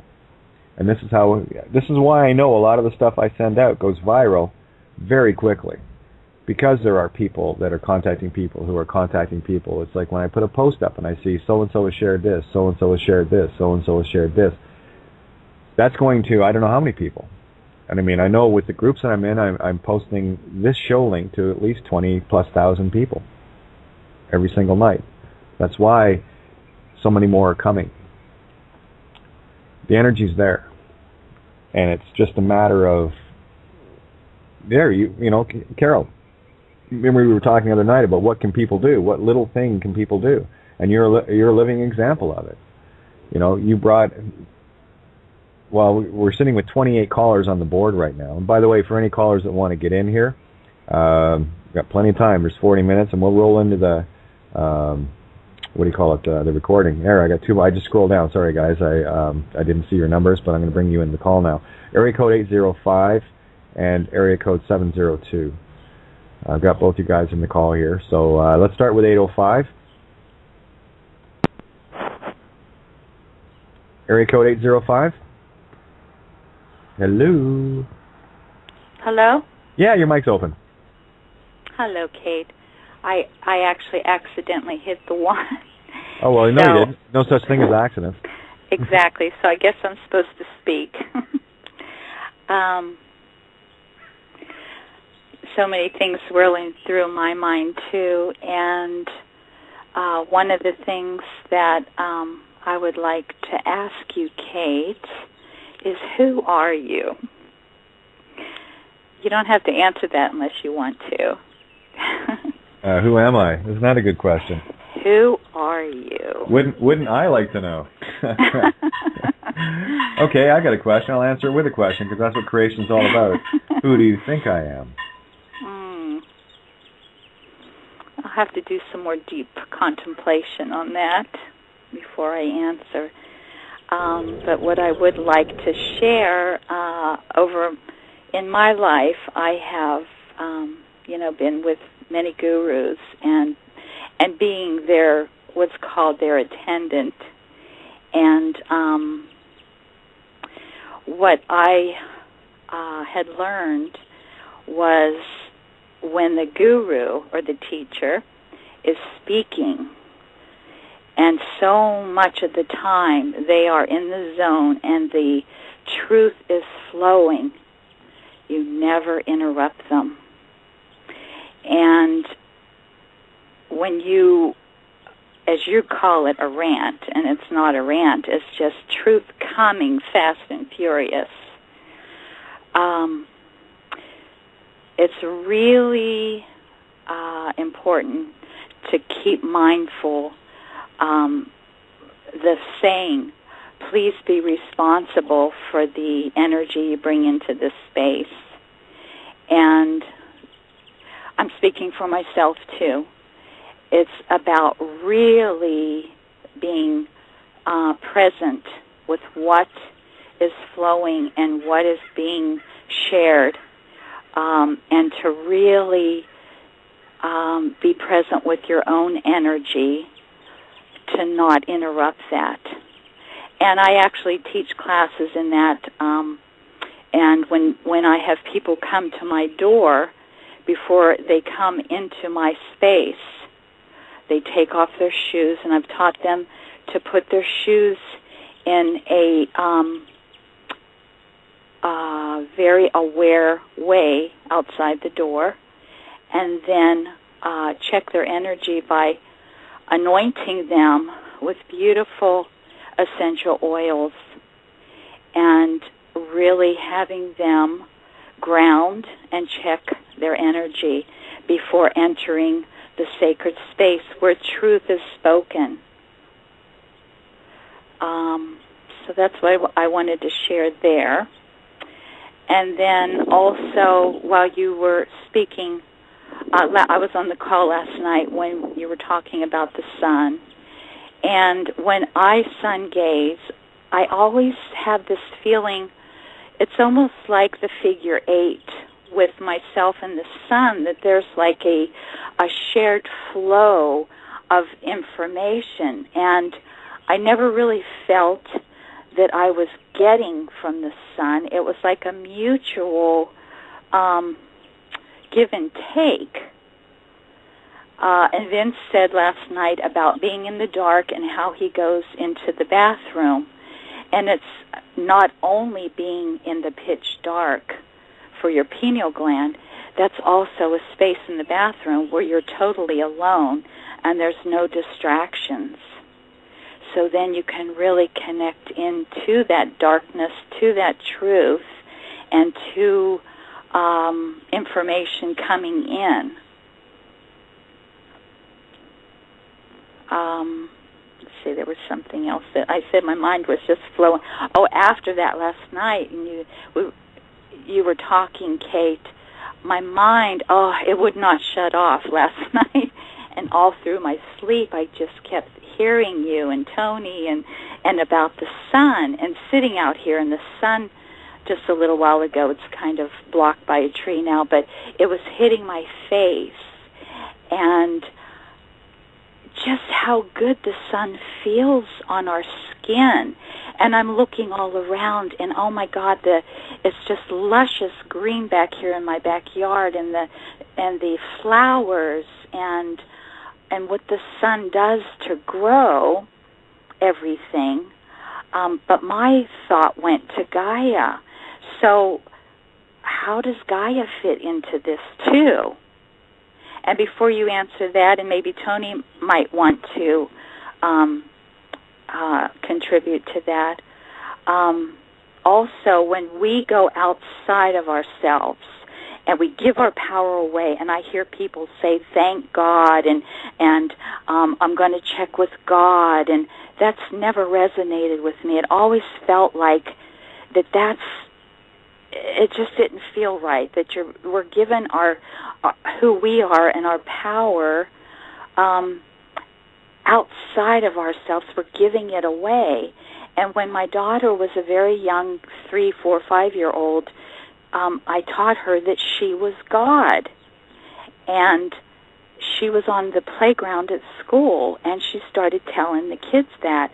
Well, the counselor on the playground heard that, and she came to me and said something, and I said, yes, I taught her that she's God. She's the spark of God. We're all God. And so we were looked at, of course, like, we're a little bit off. So that's another thing where when we keep saying thank God and giving it out there, we're giving our power away. So that's what's been swirling around. I'm done. That was beautiful. And, definitely food for thought with regards to, and that is the ultimate question I ask myself all the time, as I'm hoping everyone else does as well, is who am I? Yeah. What am I? Why am I? Where am I? How am I? I ask myself these questions all the time. And I think we have Vincent in the call, do we? I thought, area code 702. I thought for some reason that was Vincent. Hello? Oh, there you are. Hey, how's it going? Hi, Kate. This is Kat. Hey, how are you? I'm doing excellent. I'm stepping into my power right now, so forgive me if my voice is a little shaky. Oh, it's just terrifying talking with us, isn't it? It's like, oh. It is. No, it totally isn't. And the first thing I wanted to say is just gratitude. Just thank you so much. Back in April, I was sitting there meditating, and I asked myself, being that I am God, to give me my aha moment. Like, I'm ready, I'm open, just hit me with it. A week later, I heard one of your shows and literally got bitch slapped upside the head and was like, okay, got it, thank you. And you too, huh? oh my God. And then I listened to you the next night, and there it was again, another slap. And as I've been listening since then, a few months now, the slaps are a little less, but they still come, and I love it, and thank you so much. Thank you. But I did want to, I'm sorry, go ahead. No, I talk all the time. I love hearing you guys. I love hearing, when I hear the sense of empowerment that I hear and the energy in your voices, this is your platform. This is why I want people to call in. So please, continue. Okay, I have a concept that I kind of just wanted some feedback on, something I've been thinking about the Vesica Pisces, and visualizing it as, spheres, two spheres that come together, and the concept of that being almost like dead light or artificial light, and living light being like a trivecca formation where it's two spheres that connect, and then one on top that comes down and connects the two to the top sphere, and that being the living light, I guess is the best way that I can explain it. The Trinity of One. Right. That's right. one of the. Yeah, it's like if you look at a trillium. Actually, you look at the Synchrenicity logo. Yeah. Yeah, that is the Trinity of Self. It is the completion of one. The say. That's why we say things. Okay, that's why they go after the sound of say. When you say something, what you're actually uttering is the ultimate Trinity power of self. Himself, herself, itself. The three in one. So, wow, look at you. Thank you. Right, no problem. No, that's those things I kick around. That's a beautiful reflection. Thank you. That's another, see, here's the thing. When people call in and they share their concepts and their ideas, what you're doing is you're offering every one of us, other 7 billion, your perspective to dare to look at it from a slightly different angle. It doesn't matter if it's a degree off or 180 degrees off. It does not matter. What does matter is that we take the time to go, that's me talking, I better listen. And then I take a look from that perspective, okay? And that for me is the mirror. Go ahead, Tony. Just to add to that as well, there's a couple of things that, number one, what you've done is genuinely asked for an answer. So, ask and ye shall receive is the saying that I'm referring to. And also, number two, I mean, there's loads of cross-correlations with that, from Templar knowledge right the way through, the logo, etc. But one of the things that I will also add to that is, ask and you shall receive, or ye shall receive, to be accurate, is the correct term. But there's also an old saying called sleep on it. Now, I'm going to tell you this because you need to know. If you want an answer to a question, take yourself a piece of paper, sit and meditate with that piece of paper and actually write the question on that piece of paper, and you put that piece of paper with that question, be as accurate as you can be. Don't make it a long question, make it as brief, as straight to the point as humanly possible, and ask a question, put it under your pillow and sleep on it. That's why they say sleep on it. The truth is there, because what you'll get the answer. So be very careful what you ask.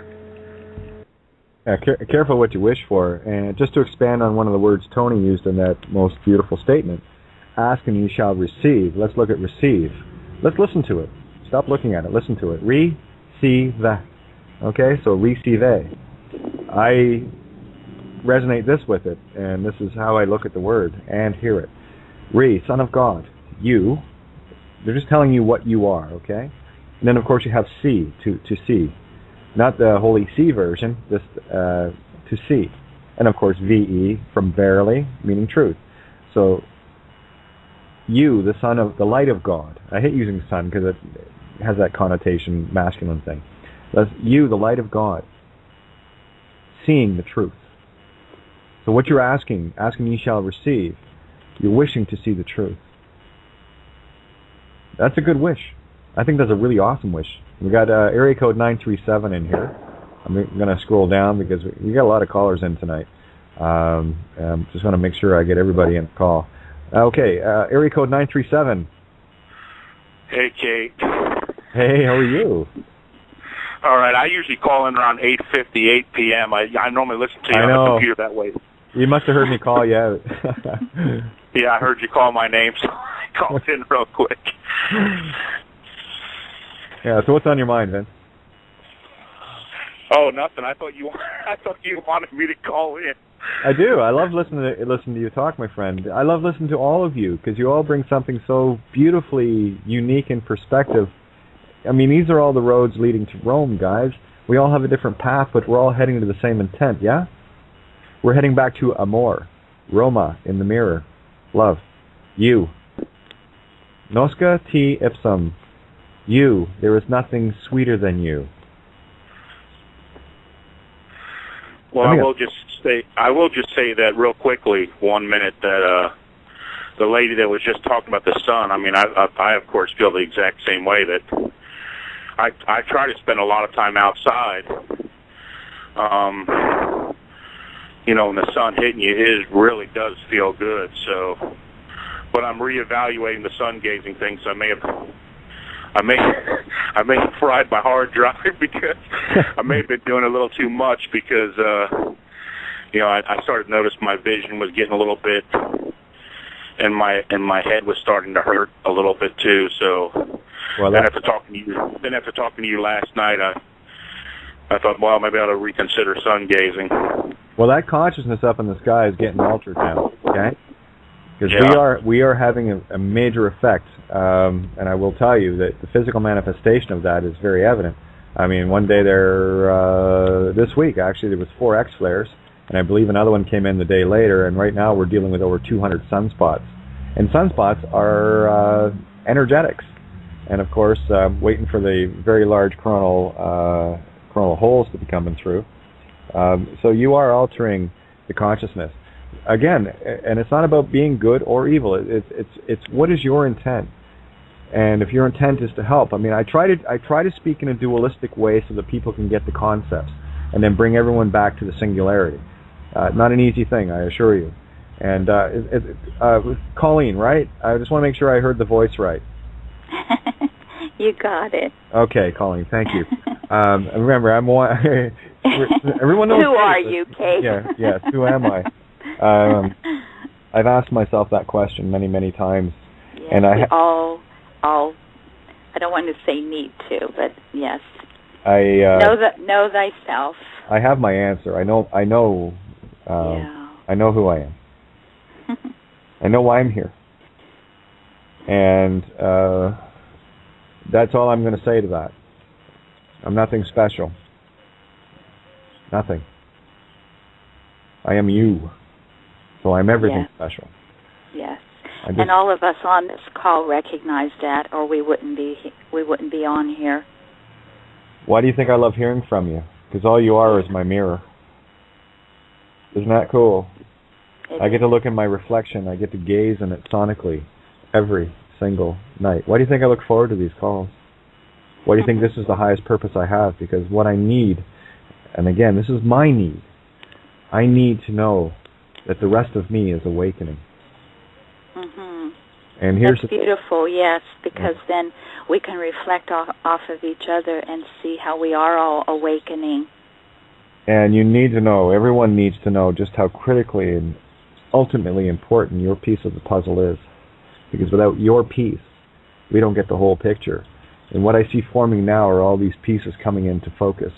And they're getting laid out on this gorgeous table of our creation. And the picture's getting very clear. And the illusion is starting to really crumble away. And when I see the fear porn artists ramping it all up, I laugh. I go, look at you scrambling. Because that is the direct mirror of what we are. And it's not that things are getting worse. They're not. They're just getting into the light more. You think this stuff wasn't going on before? That's how they were getting away with it. We just didn't have eyes to see or ears to hear. And all we're seeing now is the net result of our efforts. And so very well done. So very well done, you guys. This is all it takes. Change your intent. And that's it. Yeah. Ye are gods. We are the unknowing half of creation with all of the power of creation. And this is why it is so critically important for us to grow up, get our shit together, and be very careful, because we are wielding the most ultimate power in this universe. And the all-knowing side knows this. And it will do everything in its side of the bargain.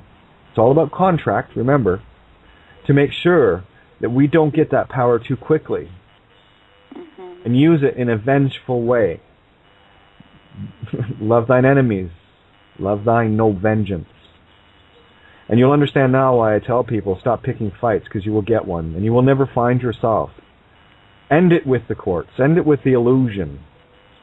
Stand. As difficult as it may seem to you at this moment in time, I assure you a year from now it won't be. I know, I've lived through it. And I'm one of the lucky ones. I didn't have to go through that much. I went through enough. And that's all I had to go through to get what I've got. So the only thing that you're afraid of, or anyone is afraid of, is that unknown. So best make it known, huh? Because you won't know what you're dealing with until you're dealing with it. And how close you are to that beautiful 0-point energy within thyself, you, the most glorious thing in this universe with all the power. Now you understand why when I tell people about conflict, if you are in conflict, I know who you are. I know exactly why you're here. You are carrying the most ultimate force in the universe within you. And I've used the analogy, and I will use it on myself. I am yet that 5-year-old with a gas can and a lit lighter that I am not going to hand back to myself just yet. Because I've asked people this before. Can you look in the mirror and say honestly that you are ready with all of the thoughts you have in any given day? Are you ready, truly ready, to take on that power where your mere thought is creation? Or do you think you need something of a resistance to stop you from doing that? It would make one hell of a messy game if but one of us awoke too soon. This is why I know for me I was a late sleeper. I've only been in this game about 3.5 years as far as this goes.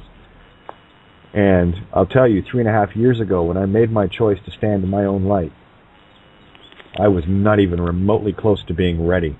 And that for me is light years away now. And I look back at that and I go, what a child. What a bickering, spoilt, bastard little child I was. And then to a little lesser degree, I'm still that child. But I'm learning. And I'm finding that peace within. I'm taking those little scales off, those scabs and cysts that have grown in a very unknowing way upon me. And I've decided that, no, I'm not quite ready for that full power yet, but I assure you, every step that I take, I will take with peace, love, truth, and honor in it. And I will fight within myself, because that's where the real war wages, guys. You know this. You wage it within you. Everything outside of you is just the mere reflection of the war going on within. So I will fight within me very peacefully now. And I will ask myself the tough questions, and I will make the tough choices. And the two questions I ask to create that singularity is simple. Is that something I would do or something I wouldn't do? So we need to get a grip on ourselves. We need to get a grip on our thoughts. And you have to honestly ask yourself, are you ready for the ultimate power of the universe? Really? Or do you think you still need some checks and balances? And that's what we're dealing with here, just the checks and balances. So best not be at war with those checks and balances any longer. Best to look at them, come to terms with them, find some peace within thyself. Only when you find that solace of self, that's what solace is. There's your solar again. Dare to be the sun ace, okay? You know, it's like the tennis stars. You know, they right past the other opponent. And what's it called? It's called an ace. Why? Because they dealt it perfectly. And they don't get aces every serve. Neither do we. But we can strive to work towards that. And we're not going to do it bickering. We're not going to do it screaming and fighting and all the rest of it. Been there, done that. Bought the T-shirt, gave it back. Prefer the tank top. Fits better. Mini rant over. Download complete.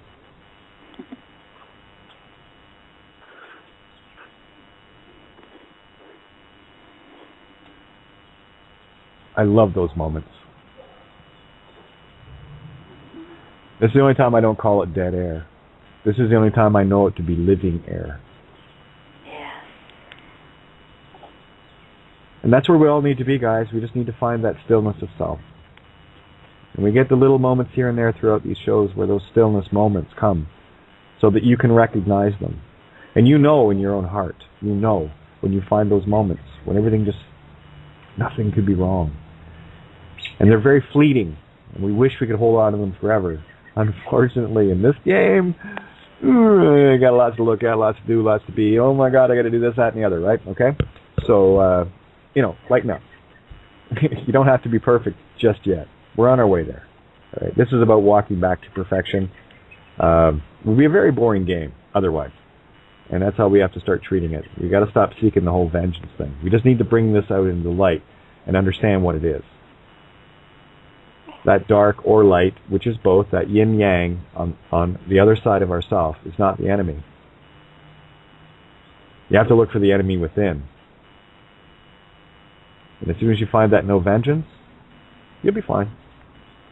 Things will start making sense, and all of a sudden, things around you won't take them quite so seriously anymore. And here's the thing, when you start letting go of these chains that you're holding onto so desperately, when you start dropping them, you hear them clanging to the floor. Your world around you will change. And I've said this before. When I look at the threat that I ultimately am to a very corrupt system, if that system truly wanted me and could do anything to me, do you not think they would have by now? Quiet. I love it. Woof. Oh, those are other moments I love too. So guys, jump in, please. I'm sorry, Kate. I forgot again that I was not muted. Sorry. Oh no, we love dogs. It's all good, my friend. Everything's good. What was I going to share there? Well, that's right. We got 15 minutes or 14 minutes before we go off the air, but we're going to run past, obviously, because we're How do you mute yourself when you're done on your cell phone? Just press 1 again? I don't think so. If you're on a cell, if you don't have a mute button, if you want, I can mute you out. But I just like to know that people, when they want to jump in, they can. I got you. I think I do have a mute thing on here. Okay. And what? Sorry about that. Oh, that's okay. And what Colleen was saying, very poignant. And that's one of the things that I will share. That when I get into download mode, and I know what it is, because it's a very familiar friend musically, and I know where the downloads are coming. And that's when I close my eyes and sit back and just let it go. I don't have to think. I don't do a damn thing. I just download. And it is very, very, very easy to derail me, because it's such a delicate connection. It is a breath away connection. So thank you for that, Colleen. And that's one of the reasons why I do say to others, be mindful. And that's all. Just be mindful. If there's something coming, just let it go. As when Colleen was downloading, and she was, I just sat back and go, I know a download when I hear it. I'm just going to sit back and enjoy it. Because when someone is connected, there's that Morse code going off again. I love this. When someone is connected to source, their own source, you can hear it. You can not only hear it, you can feel it. So, great point, Colleen. Thank you for bringing it up. You said it far better than I could have, but then you were downloading it. I wasn't. How cool is that? Yeah. I have a technical question about the downloads. And when you and Santos, or possible Santos, would have come on, I have a technical musical question, if you don't mind. Sure. I've heard that latest recordings and music is being recorded and or played by 440 instead of, I believe, 348. 432. Oh, thank you. Can you explain? And also, with that, is your music in 432? Yeah, pitch day 432. That's the difference that I cannot understand. Can you explain that a little bit? Sure can. Absolutely. Thank you. Now we're in my world. Yeah, I know. Yeah, so the difference between 440 hertz and 432 is only an infinity away, 8 hertz. And it is an infinity of difference.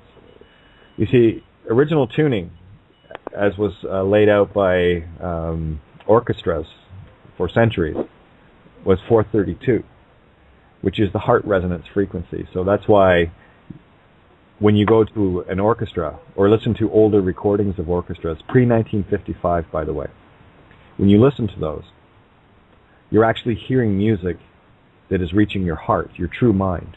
And what happened in 1955, I can't remember the captain's name. It was originally, as rumor has it was originally put out by Joseph Goebbels in 1938 to change the pitch from 432 to 440, and it was for a very specific reason.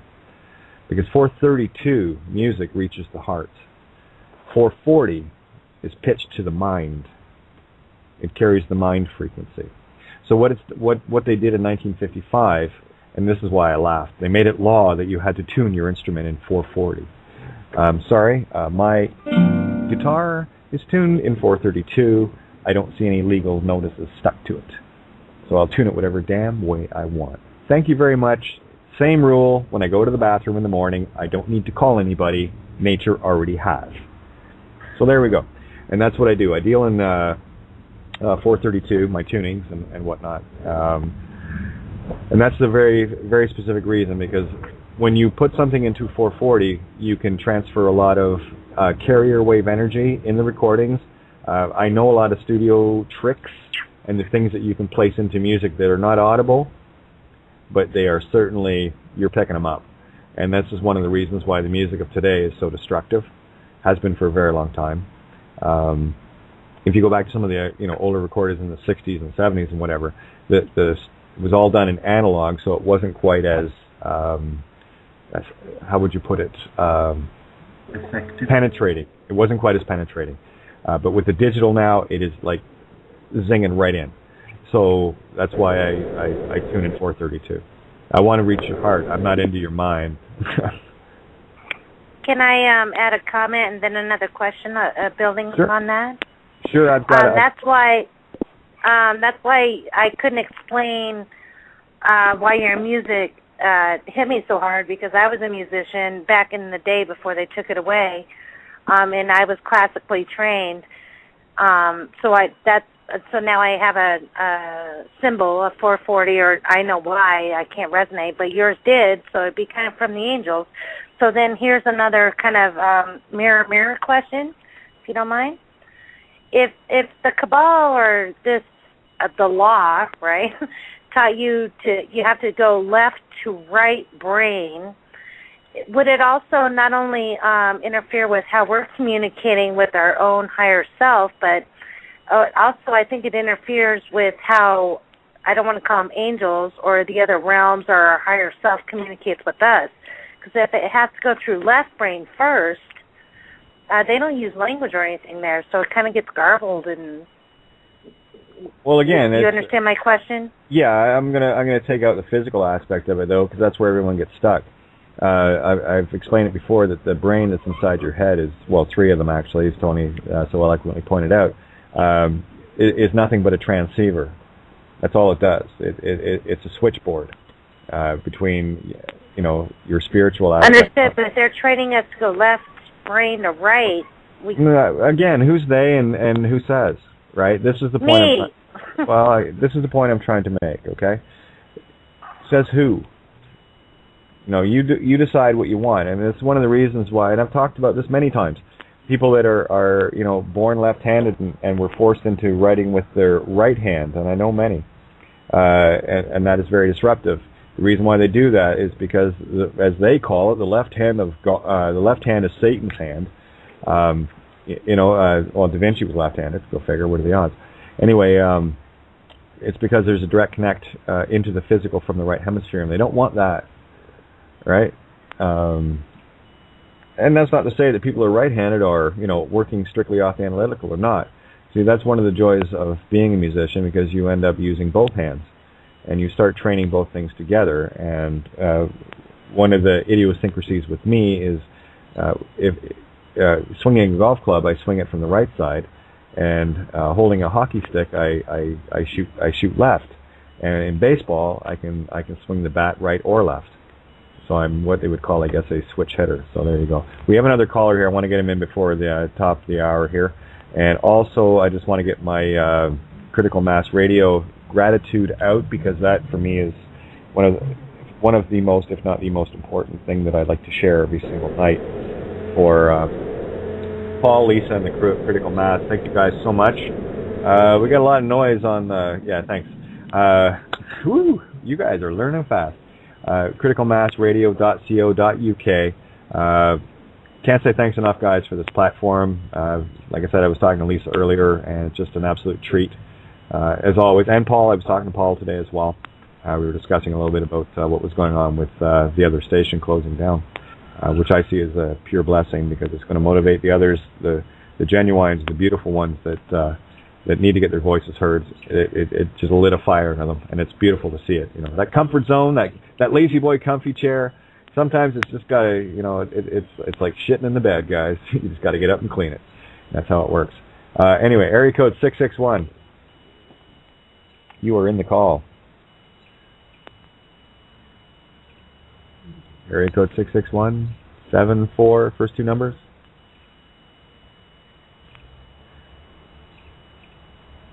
Okay, I guess they're not going to jump in here. But we got 5 minutes left here, guys, so if you want to continue listening to the live broadcast, you're going to have to Skype in through the through the page you're listening to. Just refresh it and click on your Skype. It will reroute you to the board where you can stay tuned in or download the archive later. And, of course, you can call in at area code 661-467-2401. Before we go off the air, Tony, would you like to toss in some 2 cents worth, tuppence? Yeah, absolutely. Just before we do go off the air, I'm going to share on the other side of this download, if you like, this show. People won't actually get this, and I haven't got time to give it you because we're that much up to the wire. But I am going to share an exercise whereby you can learn to use both hemispheres of the brain in a physical way. And it's going to be really, really awkward to get your head around it. But once you can do it, it's going to massively increase the communication between both hemispheres of the brain. And I was taught this by a seriously clued up person. And it works. It's incredible. But having said that, while we're still on the air, yes, guys, please check out Synchronicity.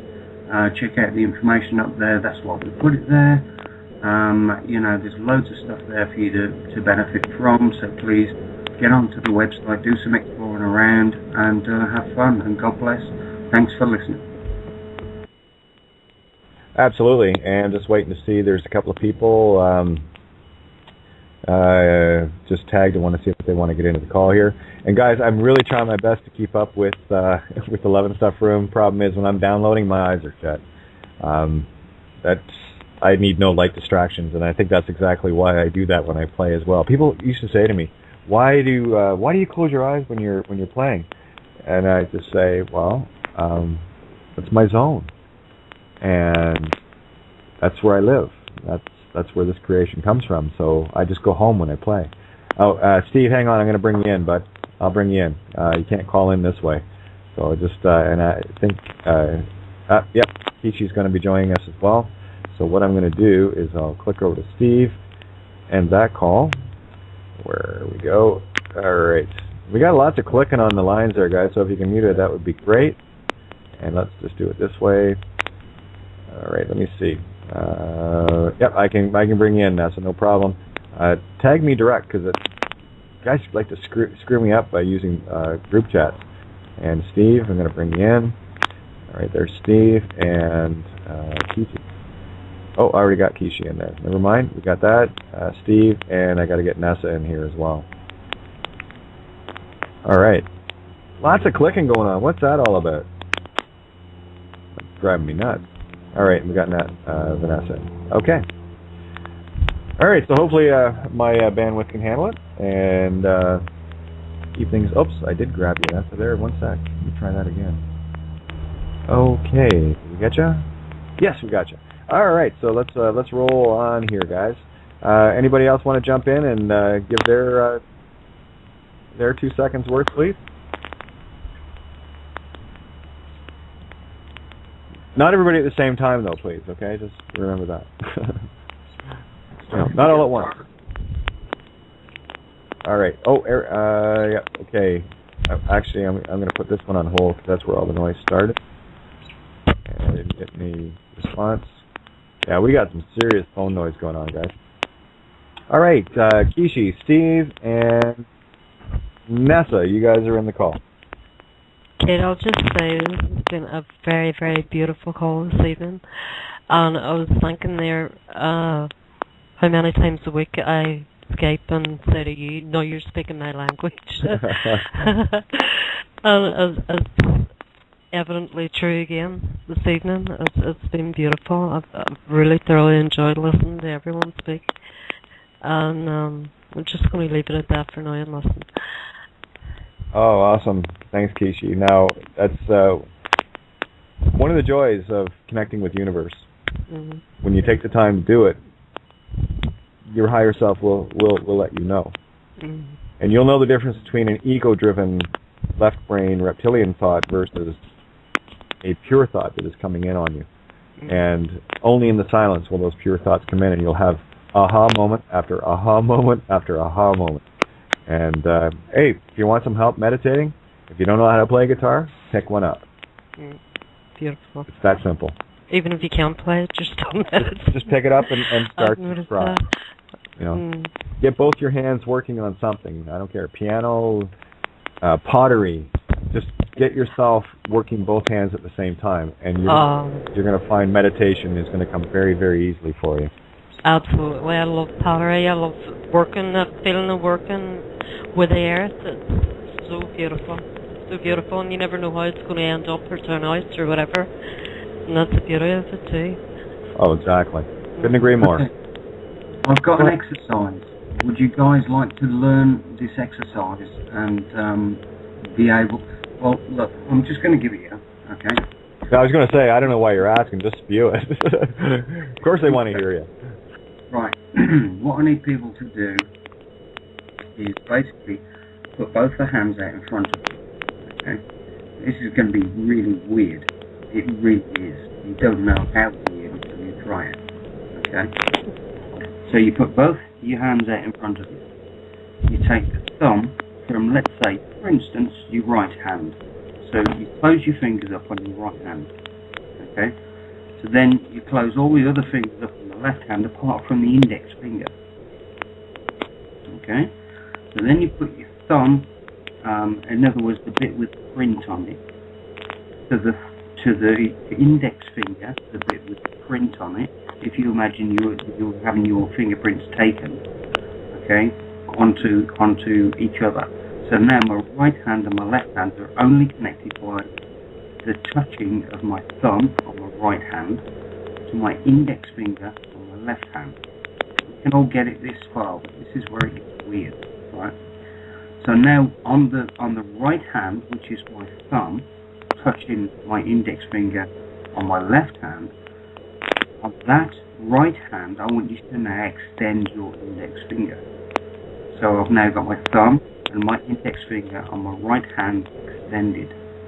Okay? Now on the left hand, I want you to extend your thumb. Okay? With all the other fingers closed up. Okay? So now what I want to do is put my index finger from my right hand onto the same position, in other words, the thumbprint area of my thumb. So now I've got both my thumbs and my index fingers on both hands connected to each other. Now the first thumb and finger that I asked you to connect, I want you to disconnect and then reconnect above. In other words, I want you to create a circular pattern. So I want you to disconnect, move in front of the other two fingers or connections, and then reconnect. Do you understand what I mean? So that's the difficult bit. It's like, oh boy, how do I do that? And it takes your brain some serious jiggling to get your head around it. And then basically the first connection I want to release and then pass forward again in front of the other two, and then lose the last connection, pass forward again in front of the other two, and create a rolling motion of connecting index fingers and thumb to a point where you can speed it up and speed it up and speed it up. That will bring the left and right hemispheres into balance by using both sides of the brain in harmony with each other. It's an incredible exercise. Well, I was going to say it's going to take a little bit of practice for people, and listening to it a few times. By the way, Colleen, I believe I put you on hold not because I don't want you to talk. That's what, and don't worry, just stay in the call. That's where all the noise was coming from. So it's a phone line from your end. I was going down the list to see which phone line it was, and that's the one it was. Colleen's on 805, I believe.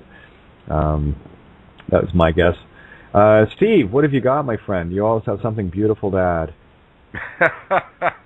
I'm just rolling with the flow tonight. This is incredible. Fun, eh? Yeah, Tony, that little exercise there, man, you lost me like after the second or third I was trying to envision in my mind what you were telling me to do, and I guess I just couldn't get there. But I think I know what you're talking about, because I remember doing years ago there was a roll with the fingers kind of thing that we used to do. I think it's the same type of thing. Yeah. Yeah, and it is amazing how it does kind of coordinate one side with the other. It has to do with the energy flow. I'll tell you what. I'll give you guys just a real quick little thing that happened to me several years back that was pretty neat. Yeah, I wound up with Susan and I were living down in the woods, and we didn't have running water or anything, but we had a nice little spring down there. It rocked up, and we had a little sump pump and a garden hose, so we could get water up to the house and all that stuff for about 10 years. And I wound up with a waterborne parasite, and for a long time couldn't figure out what it was, and tried, everything, went to some doctors even and stuff, and it caused me severe knife pains in my lower back and things like that. So anyway, I wound up going to this Korean doctor. Well, he was Korean American. He was he was a military doctor, but he had a private practice. Excuse me. It started out as a gastrointestinal surgeon, and then he developed a program that ran through his computer and used harmonics and tone. And I don't know how to explain it, but you guys might even have seen it. But anyway, he used acupuncture points on the body, and it resonated with tones and harmonics through the computer, and it told him where the energy was being blocked and where the parasites were. And this was amazing. I went through excruciating pain for 3 or 4 years with this thing. Was walking with a cane and a whole bunch of things. And he put me through a parasite cleanse and what have you. So anyway, that was my first real understanding about harmonics and balance of the energies of the body. And so it was quite interesting. Has anybody heard about that particular procedure? Yes, to a point I have. Where do I start with this? The equipment that we use, in other words, I say we, Pain Genie, Richard Cumbers, etc., is energy medicine, and that's basically and principally what you're talking about. But what you're talking about is an older version of it. Since then, it's got way more advanced than that. Also, it can be coupled with what's called radionics, which is, if you can imagine, taking it to a quantum level. It's got way more advanced than what you're actually talking about. But yes, it's good stuff. I use it. Let me throw something out there. Since I went through that, and I've done a lot of research in a lot of areas when it comes to science, technology, machinery, electronics, all that crap. And then you take we're talking about the yin and the yang, the black and the white that you guys have been talking about all night, and everybody seems to think we're in some kind of a paradigm where there's just either black or white. And if you look towards technology and you see what it's able to do, and you say, oh yeah, that's great. You look towards spirituality and say, oh, that's great. So which one do you really want? Do you want to find the technology to teach you, or do you want to find yourself to teach yourself? Because there's not black and white in this world. There's greater shades of gray. Look, absolutely, and I've had this issue with Kate as well. Kate's brought it up. It's like, no, it's not technology, it's you. Yes, I know. The point of the matter is we're at A and we need to get to Z. Okay? This is my analogy. Now speak for yourself. What? I'm sorry to interrupt, but I was going to say... I'm at least a Q. Yeah, again, I'm trying to put an analogy across. Okay? If you're God, then you can heal everything and do everything instantly, alright? You can't do that shit right now. Okay? There are reasons why. Because... Again, you can speak, Tony, you can speak for yourself. Stop making claims. Seriously, just speak third party. You're very specific here. I can bridge a gap here.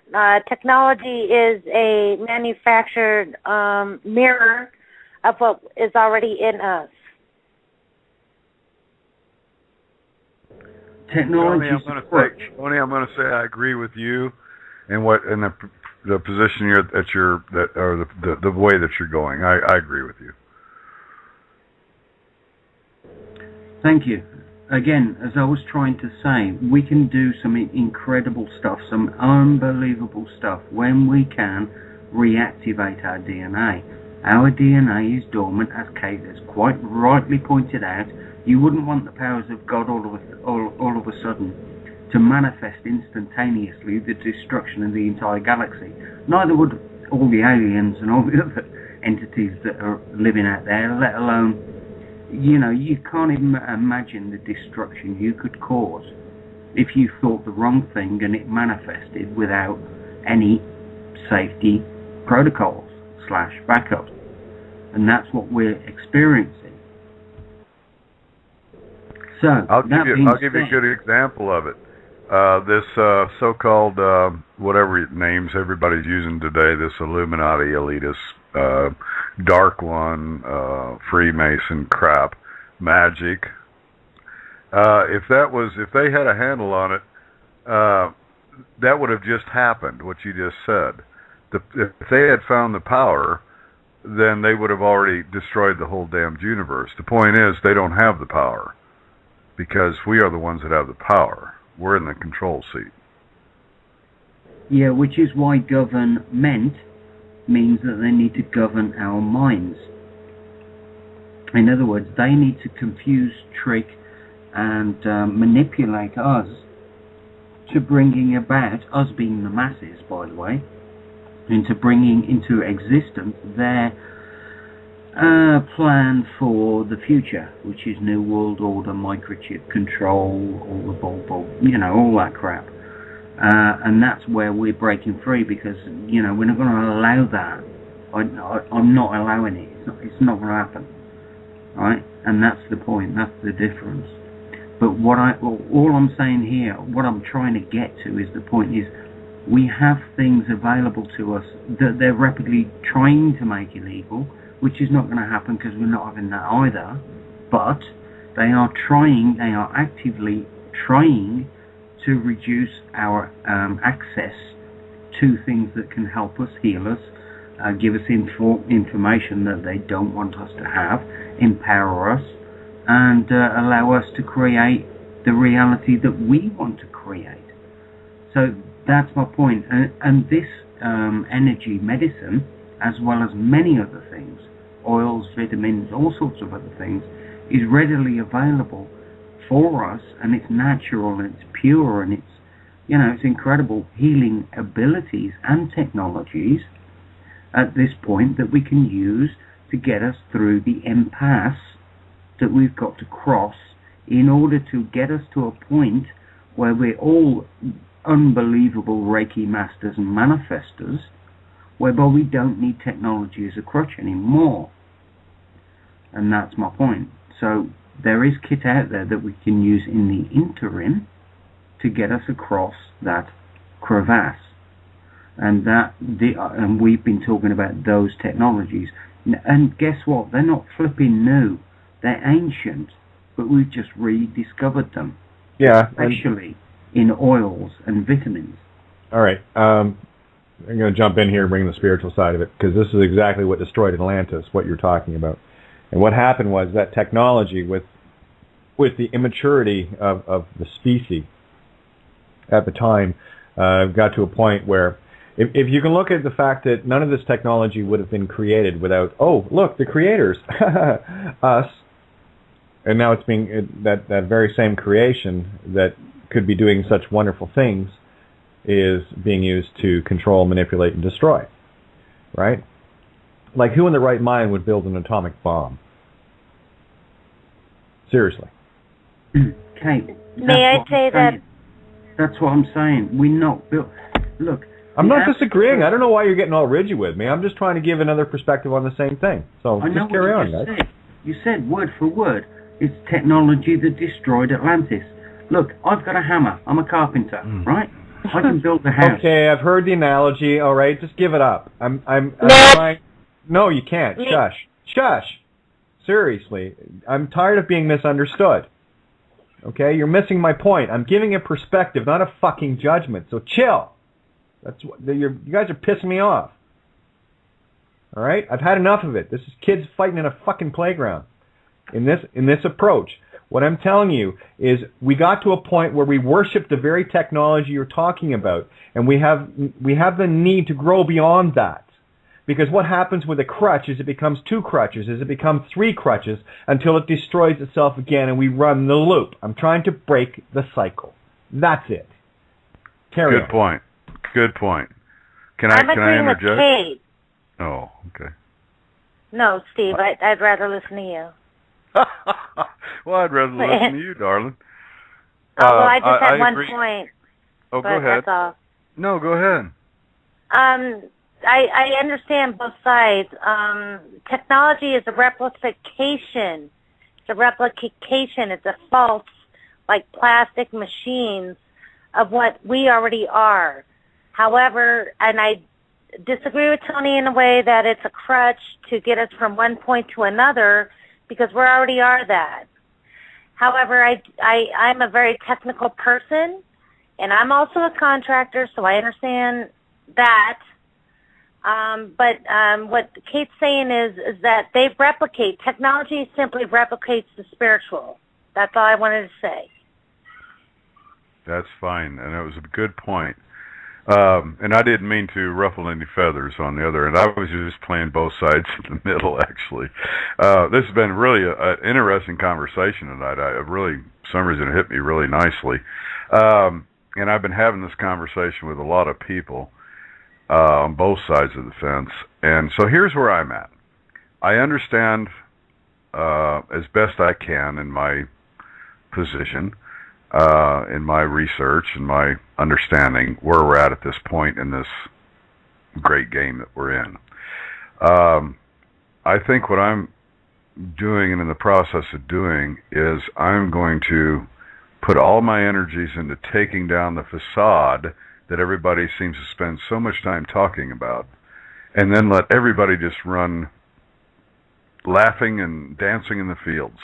But we have to take down the facade first, and I think the door is finally opened for me after all these years where I found a way to take it down, and I don't think it's going to take that long. And then we won't have time to sit around and talk about all these things and all these powers to be and all these Illuminatis and all this stuff that's happened over the last 26,000 years. It'll all be history. We can all go forward as one, laughing in the fields. Hear, hear. I totally agree. Absolutely. And again, everyone has a very specific job to do. Okay? Very specific. You know what it is. I don't. I know mine, and I'm doing my damnedest to do it. The only thing that I want to stress again, and I'm not negating the value of the tools that we have to use, but I'll tell you what's going to happen without this perspective being shared. It's the same reason that people get hooked on pills for pain, because it makes them feel better, and then they just keep taking the pills, and then something else happens, and because something worked, they take another pill. Have a look at our society. You tell me that isn't rampant. You tell me a society that's looking for crutches all over the place instead of looking for the cure within. What happens here, and what you're talking about, Tony, I mean what the energy tools, Pain Genie, that is, for me, one of the closest things to get to a vibrational healing that mimics spirituality. And you're right, we're not going to get there overnight, not all of us. And that's not the point here. What I don't want people doing is getting caught up in this whole crutch game again, because I'll tell you that's exactly what took Atlantis down. They became so dependent upon their god called technology, and that side of us, the other side, the all-knowing, unpowerful, got us to destroy ourselves. Yeah, but what I'll say, I will say in Tony's defense, I had my first exposure to the Pain Genie the other day, cool. And I have been about over 15 years in a 24-hour day pain situation, and I'm a very, very strong person in a lot of ways, and I have a high pain tolerance, and I have pushed through this thing, and both the physically and the spiritual aspects of it, and it probably was my crutch, because I have done and been through everything for 15 years, and I run from a scale of 1 to 10, I live 24 hours a day with about a 5 to 7 on a pain scale. And so if it takes a crutch to get me to through the door that I'm walking through right now. I'm gonna explain it one more time. Okay. I'm gonna explain it one more time, because you guys are missing what I'm saying here. I'm not saying don't use the tools. Okay? I've never said that. Just don't get so enraptured in that idol. Now, with the situation you're in, you see the value of what I'm talking of, right? And it gets you into a position where once you're pain-free, or whatever the case may be it cancer or whatever, is irrelevant. But once you're out of that, we don't need to return to it, because what it does is it gives you that added clarity where you can still keep going within. And you're a different case, Steve, absolutely different.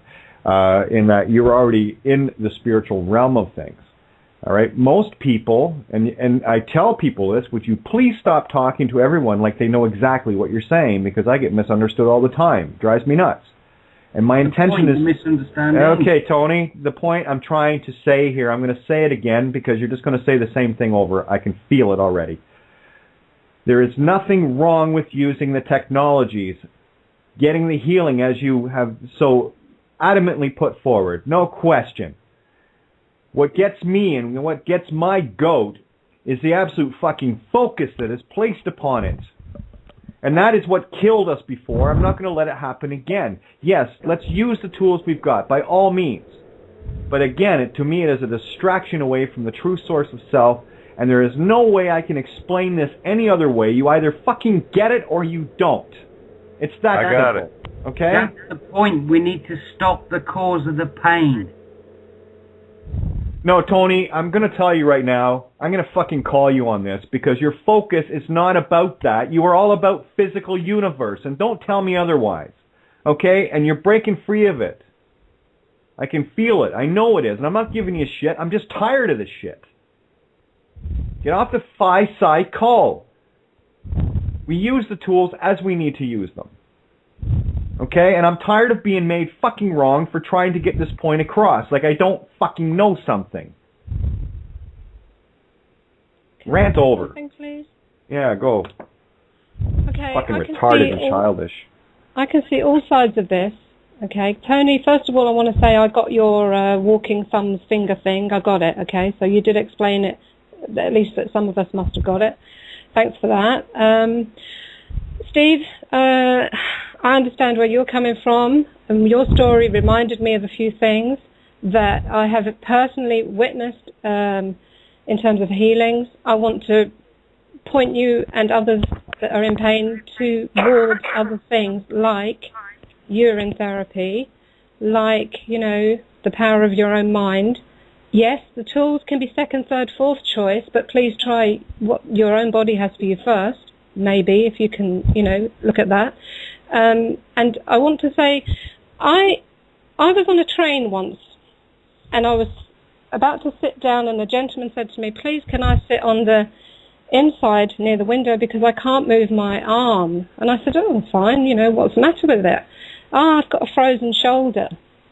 And I said, oh, maybe I can help you with that. He said, what do you mean? I said, oh, just let me put my hand there. 30 seconds later, his arm was above his head, and he was astonished. Okay? We can do for ourselves, but you just need to allow it. I've got to tell you, I can do it as well. I've been able to do it since I was a child. Yeah, but what I'm saying, Tony, is there are alternatives, and people, what I believe Kate is trying to suggest is, please look to the alternatives and not lean directly. You're talking to I'm not talking to you, Tony, I'm talking to the listeners, because I know you know, but people are listening and they may be thinking, oh, I need a pain genie, and oh, I can't afford it, or whatever it is. Oh. And we just May I defend Tony for a second? May I defend Tony for a second? Sure, the whole calls went south anyway. Go ahead, knock yourself out. I think the assumption that Tony's not spiritual, which he is. I didn't make that assumption. I don't believe anybody else. No, I'm talking to Kate. No, actually, Tracy, you know what? I'm tired of the accusations, okay?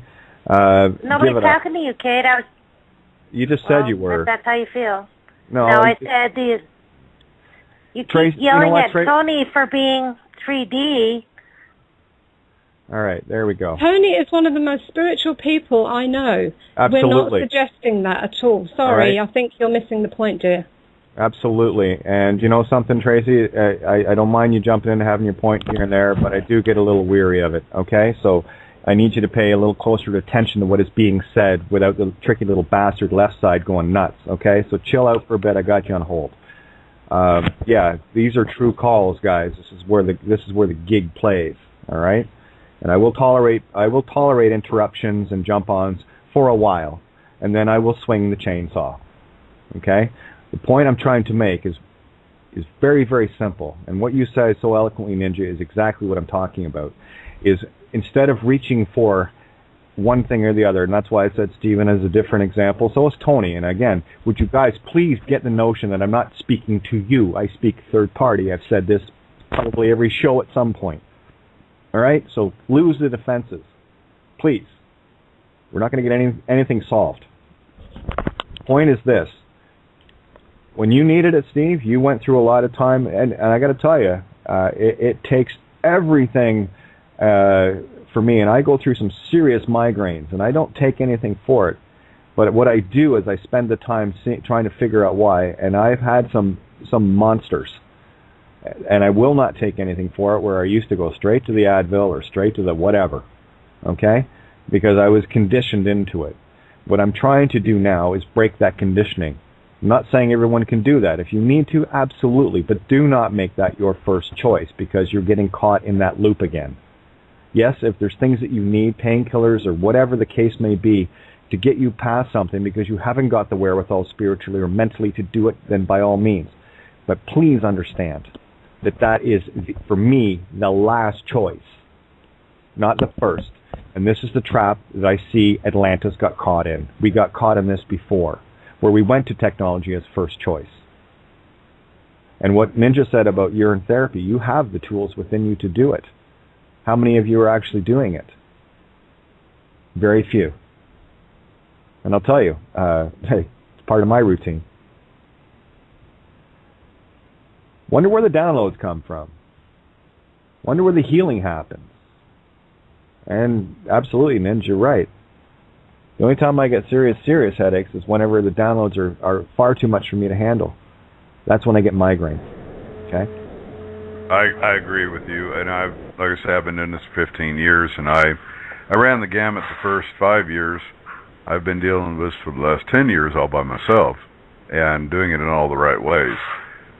Just seen a door that's opening up for me, and this happened to show up, and I thought, well, heck, you know, if it'll take an edge for a little bit, because I've got a lot of spiritual energy and a lot of mental energy going in this direction right now, and I could be so much more effective if I didn't have to put up with this tremendous amount of pain on a a regular basis. So it's no big deal. I agree you're with right. you. I totally agree. And here's the thing about the pain genie, because it is a harmonic tool. It's using energy.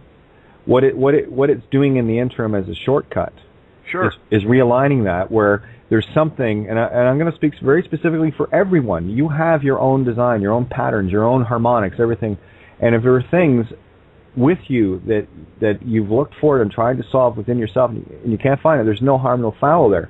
But the thing about the pain genie is it's going to source it out, and it's going to take care of that harmonic. It's like when you get knots in your back.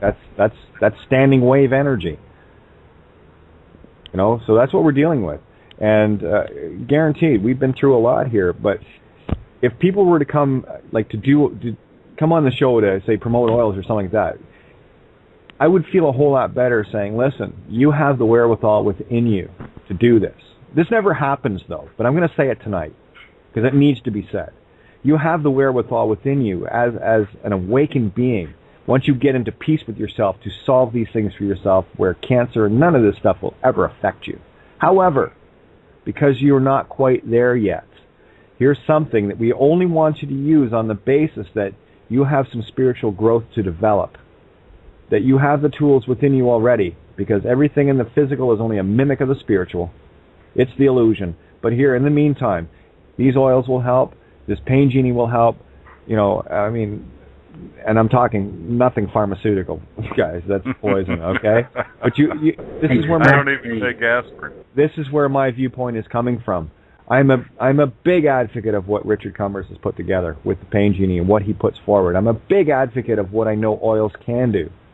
For someone like me, I'm a stubborn Irish bitch, and I will make every effort in my own spirituality to solve that problem for myself. And that's not to say that I'm you or in that regard. This is my puzzle piece, and you cannot compare puzzle pieces. I'm a Mick too, so we're okay. This is it. This is what I'm trying to explain to you.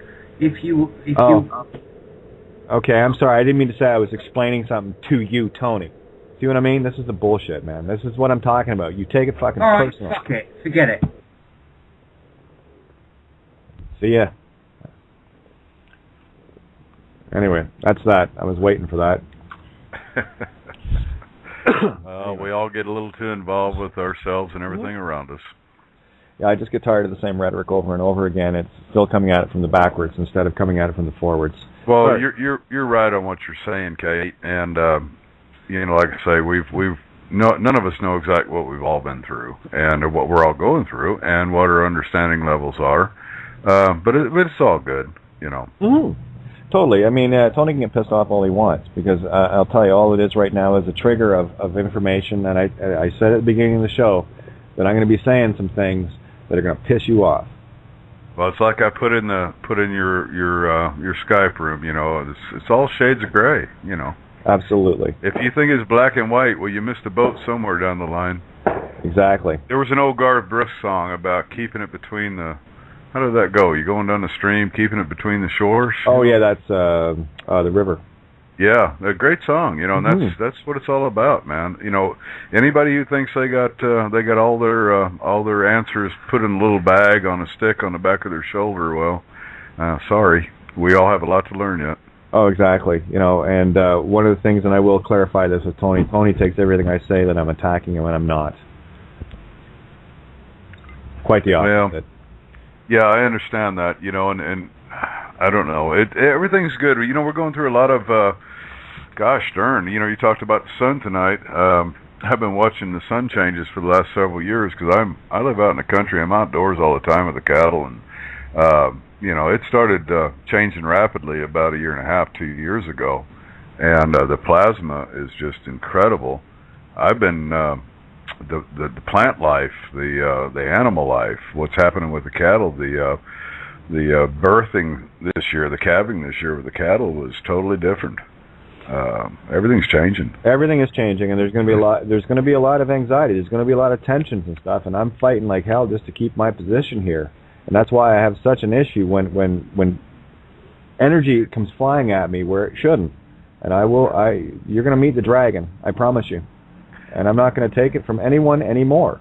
And that's the bottom line. If you can't handle the heat, then get out of my fire, because I'm going to bring you fires of truth, because they're getting downloaded. It's not like I'm special or anything else. I'm sharing things that are coming at me, and when something does not resonate with me, I feel it to the core of my being, and I will bite. That's just that nature of where I am. And I'm tired of watching my fellow beings on the unknowing side getting slaughtered spiritually, emotionally, on all levels.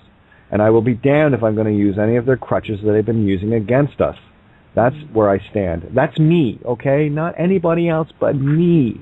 Well, I think what people, well, I shouldn't say what, but anyway, what I get out of the thing is they take things personal with what you're saying, with that premise that you just spoke of. You can say all those words. It's not a physical assault. It's not a egotistical standing. It's a spiritual standing. Yep. And they're taking it in the physical realm. Yeah, I mean, what I'm coming at people with, and they can take this for what it's worth, believe it or not, I don't give a shit. I know what I know. I know my experience. I know my perspective. It is mine. And I would really wish that people don't take my perspective as theirs. What they need to take from it is whatever truth resonates in anything I'm sharing, which is all. It belongs to all. All right, I'm still mucking my way through this shit too, guys. I don't know who made me God of all. Nobody. Yeah, exactly. Well, you know what my wife Susan says? What's that? Nobody's perfect, but I'm a nobody. Yeah, exactly. And we have, I believe, MJ, are you in the call? Keith, I'd like to say something on that. Yeah, would you please? Yes, because I had this conversation with you the other day too when I was taking supplements and what have you there, and I was starting to think one day, and I was ready to put the supplements and the different bits and bobs under my mouth, and I went, what am I doing and why am I doing it? I just stood back and asked myself them two questions for a minute, and I think, what I'm hearing is what you're saying and what is being heard here is two different things. Two different things. I know, it's driving me batty. And basically what I hear you saying is, don't attribute the healing to the pill that you're putting under your mouth, because it's not what's doing it. It's the belief that you're attaching to what you're doing is actually causing the healing. But the bottom line is that belief comes from within you, and that belief comes from within yourself to be able to heal whatever it is that's going on with you. It isn't actually the potion or the pill that you're taking that's actually doing the healing in the first place. But it comes you to be at a certain place within yourself to be able to see that as well. And if the body needs a bit of help, there's nothing wrong with giving it a wee bit of help here and there. And I know that's what you're saying too, Kate, until you get to that point where you can heal yourself, and you don't have to be dependent on potions and pills or whatever. By all means, do what you need to do for yourself, but realize that that's not the be-all and end-all. And that's kind of the point I've been trying to carry along. And yes, you're right. I find myself saying a lot of things, and it's being interpreted as something totally not what I'm saying. And my intent, obviously, I'm failing in carrying it. But I do get weary of trying to say the same things over and over and over again. It does get wearisome, and it's not very difficult. The concepts I'm speaking of are not that tough. And Sherry, I see what you're saying here. I'm going to bring you into the call here. Let me just...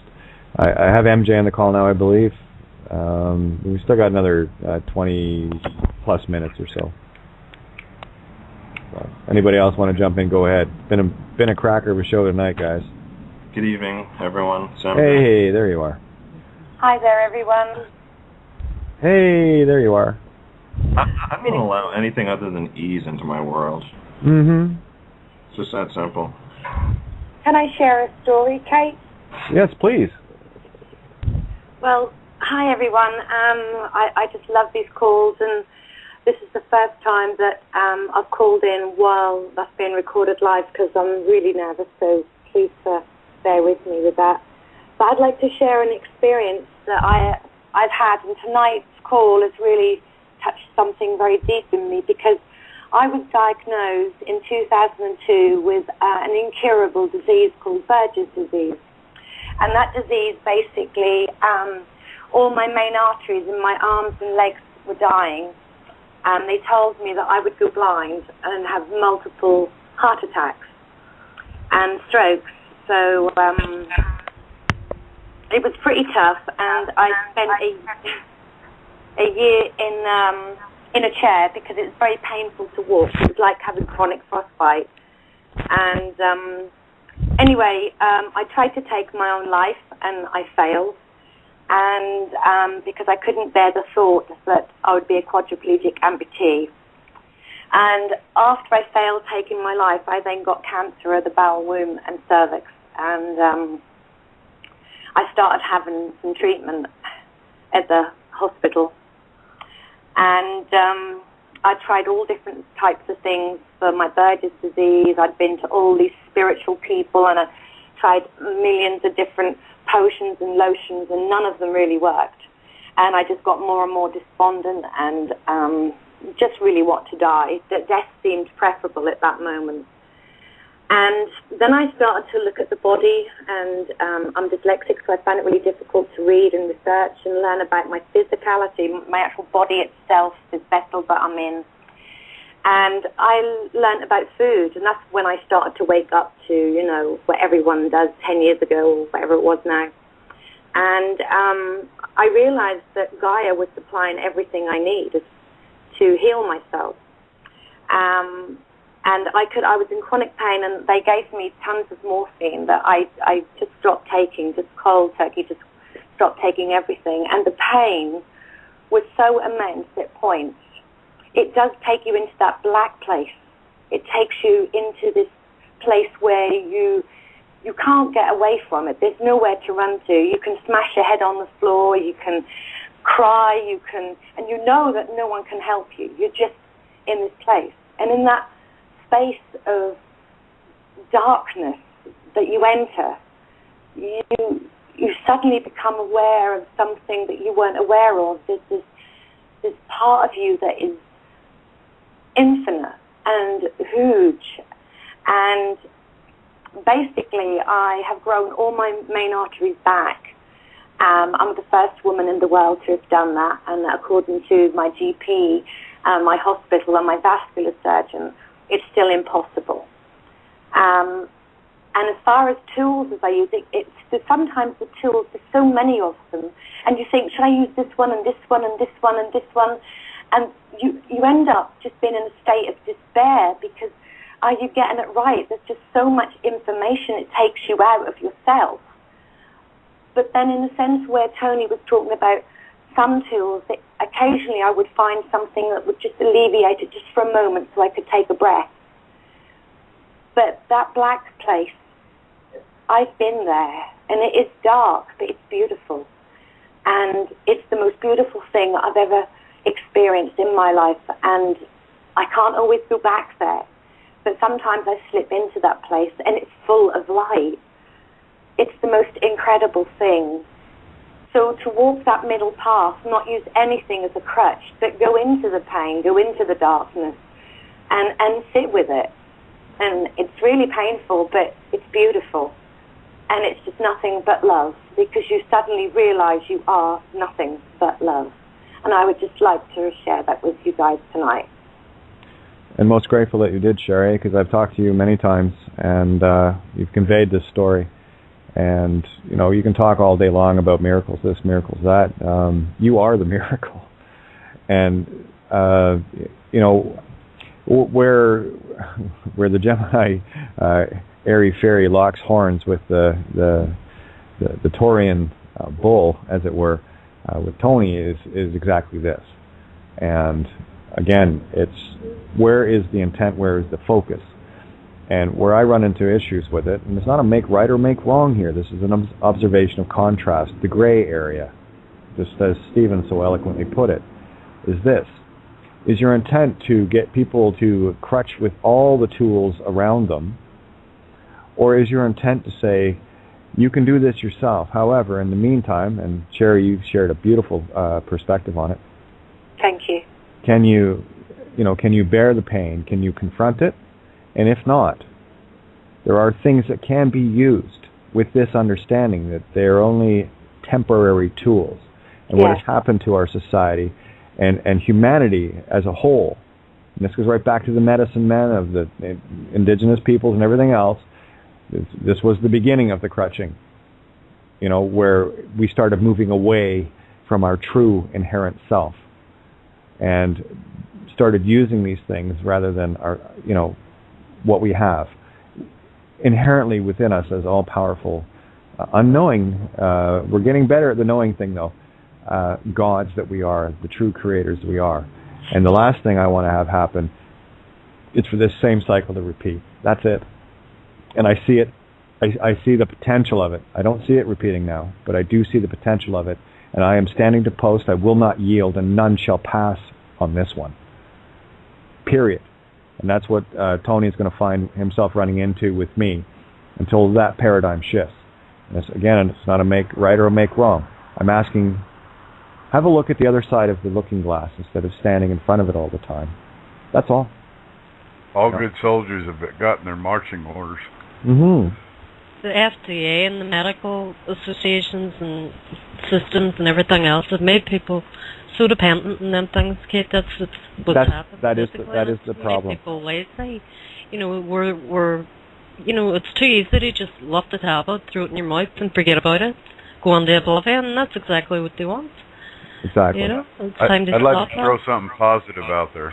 Well, I think this is all positive. Thank you. Oh, it is. Yeah, I know. No, it is. I didn't mean it that way. I know. I'm making a joke. Oh my God. Anyway, go ahead. Oh my God! Ha ha! I forgot to laugh. Everybody laugh on three. 1, 2. Ha ha! Couldn't wait. Ha ha! Good one, mofo. Let's do this. Now that we have an understanding of where all this crap is, the corporate structure, gosh, you could take it all the way back and all the way forward. We all understand what's gone on. Now, we have to go forward, and we have to take this thing down, and we have to take it down right away. Okay? Agreed. So everybody put their energy, instead of just saying, I know the pharmaceuticals are bad, and I know the corporate government is shit, and all this stuff, and let's just take that out of the picture. Let's just remove it, and we have the ability to do it right now. And yes, that's what we're going to do. I agree. That's where, and then all these beautiful people, whether they have problems or don't have problems, or they have ideas or don't have ideas, they can all move forward together as the children of humanity. But first, we have to finish taking the structure down. We have the tools to do it. We're doing it immediately, and that's where the energies need to go. Agreed. That wasn't so hard. Oh, by the way, you would be proud of me, Kate. My wife and I both became American nationals today. Oh, nice. We are no longer citizens of the United States Incorporated.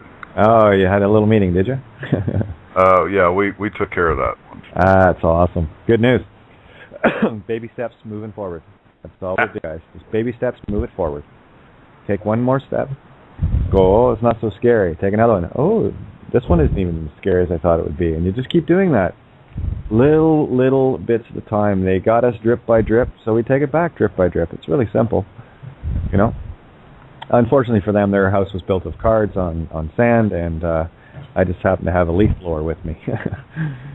So that's all it is. Nice and not too noisy. I'm using a battery operated, using solar power, whatever. Anyway,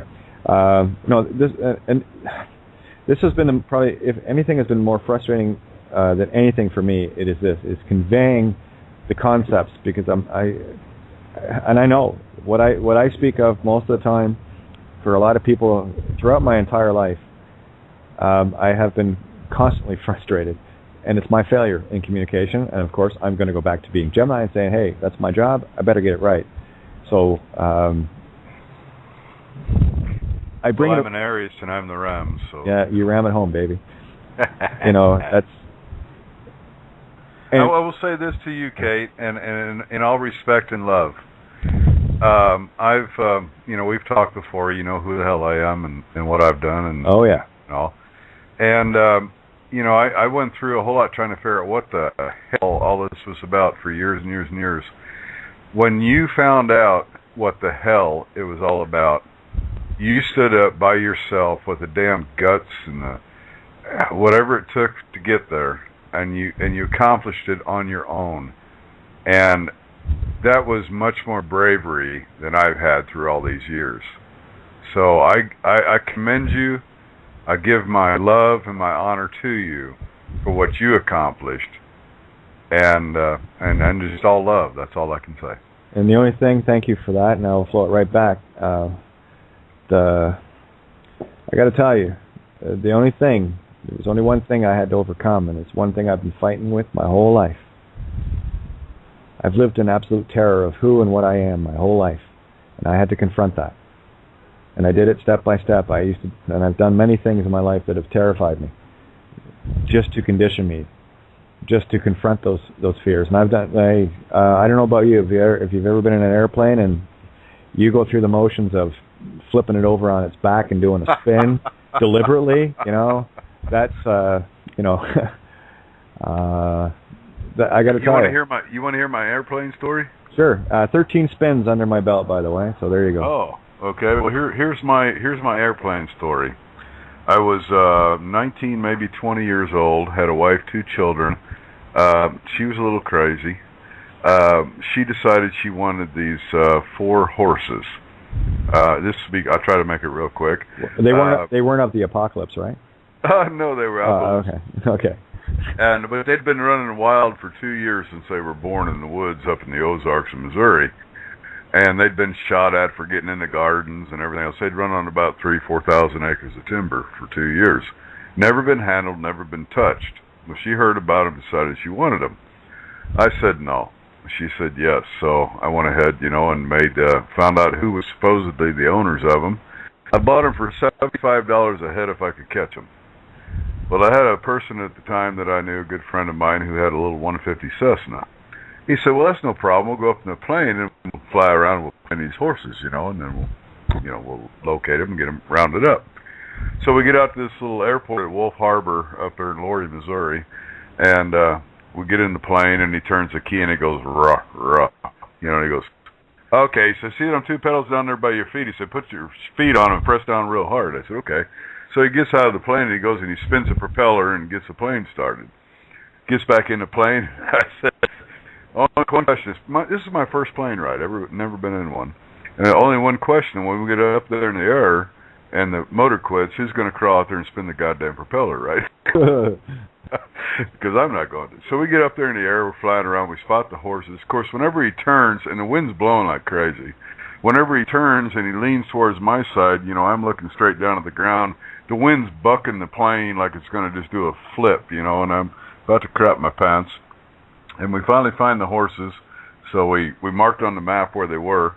We get back to the airport, you fly in across the Lake of the Ozarks, and there's about a 150-foot rise on the hill, and we got a crosswind on this little bitty airport. And so he's coming in, and he cuts the power, and just about the time he cuts the power, the crosswind comes in, kicks the plane, 90 degrees up on its ear, and he guns it again and lays it down, and I said, that's it, I ain't flying no more. So anyway, that's my plane story. Oh yeah, you had a good experience, yeah. Mm-hmm. They can certainly be a lot of fun. But just let you guys know, we got about 6-7 minutes left here. I honestly, some nights I wish I would just keep going and going and going, and I'll tag Tony and everything. Well, he can decide. It's okay. No harm, no foul with me. Again, it's no issue. There is no issue. So we'll see if he's on with us tomorrow night. That'll be his call, not mine. Always welcome. Kate, I've got some information on what I'm getting involved in right now. If you want to talk about it here after a bit. Sure. If not, that's fine. Yeah, if you want, because the call will hold on when we roll past the shutdown. So absolutely, guys. Anything else you want to toss in here? And to be fair, I'll open Tracy's line as well because I am a prick, but I'm not that big a prick. Hi, I just want to say I love you all, you guys. Love you too, Sherry. Love you too. Love you all. And Tony. I love Tony too. Oh yeah, absolutely. You know, we come a long way together. Been through a lot together. You know. I sometimes wonder if he actually remembers that. You know. He That's does. all. He does. He's a Taurus. Yeah. Yeah. So, final comments, guys. We got about 5 minutes, so just be mindful of others. May I put a shout-out for Steve? Sure, you may. Thank you. Steve, I try to give a very deep felt, sincere, emotional thank you to you the other night. I don't know if you heard that call, but I would really like to thank you. You're one of the most sincere, strong, sensitive, ballsy, humorous entities that in a male form that I got to meet. And from my perspective, I would really like to thank you.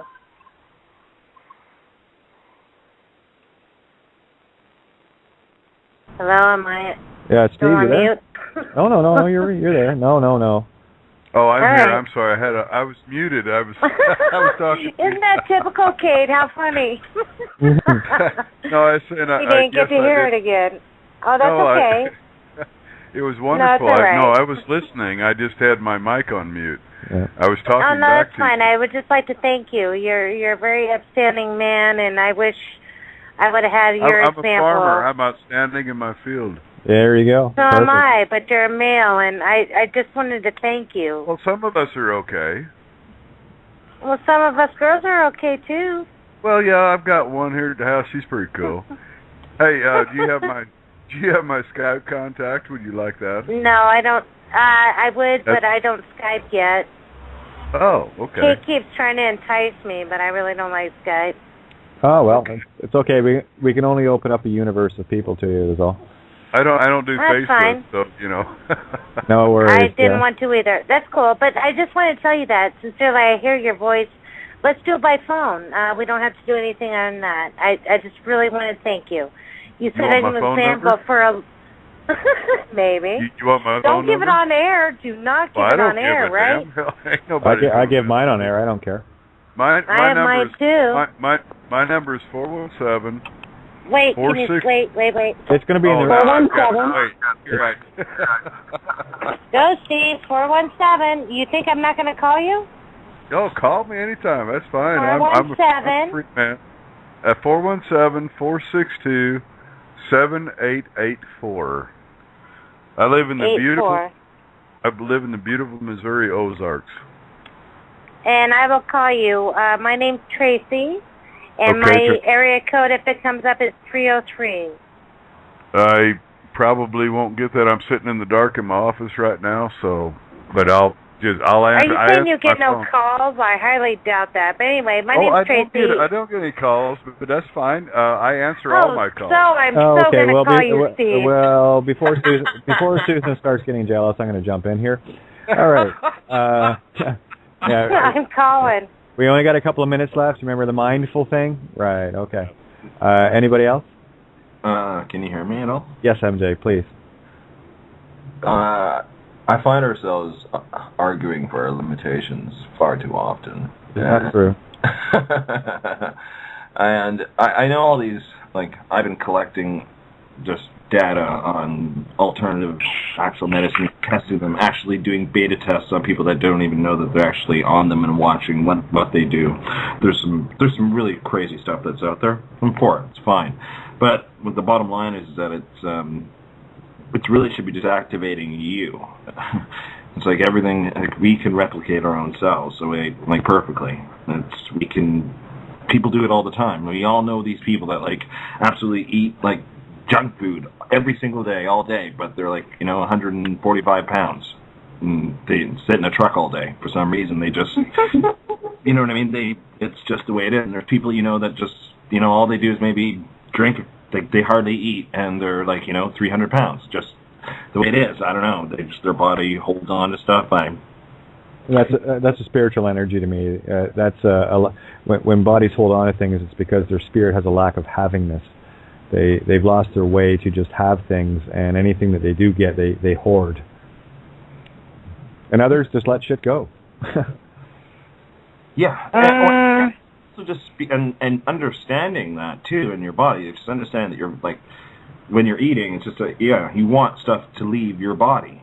So treat your body in kind. Like think of it that way. Know it that way, or not think. Know that your body needs to get rid of anything that's not good, and say that body. Bingo. Let it go. Just let it go, baby. And it actually starts to do it. You'd be amazed by just speaking your intention, knowing a deep intention, and speaking it. It does begin to manifest as long as you just don't think about it too much. As long as you just say it and be done with it. All right, we're going to roll off the air in about 30 seconds here. I just want to say thanks to everybody. Thanks to Tony, absolutely, everyone that called into the show tonight, and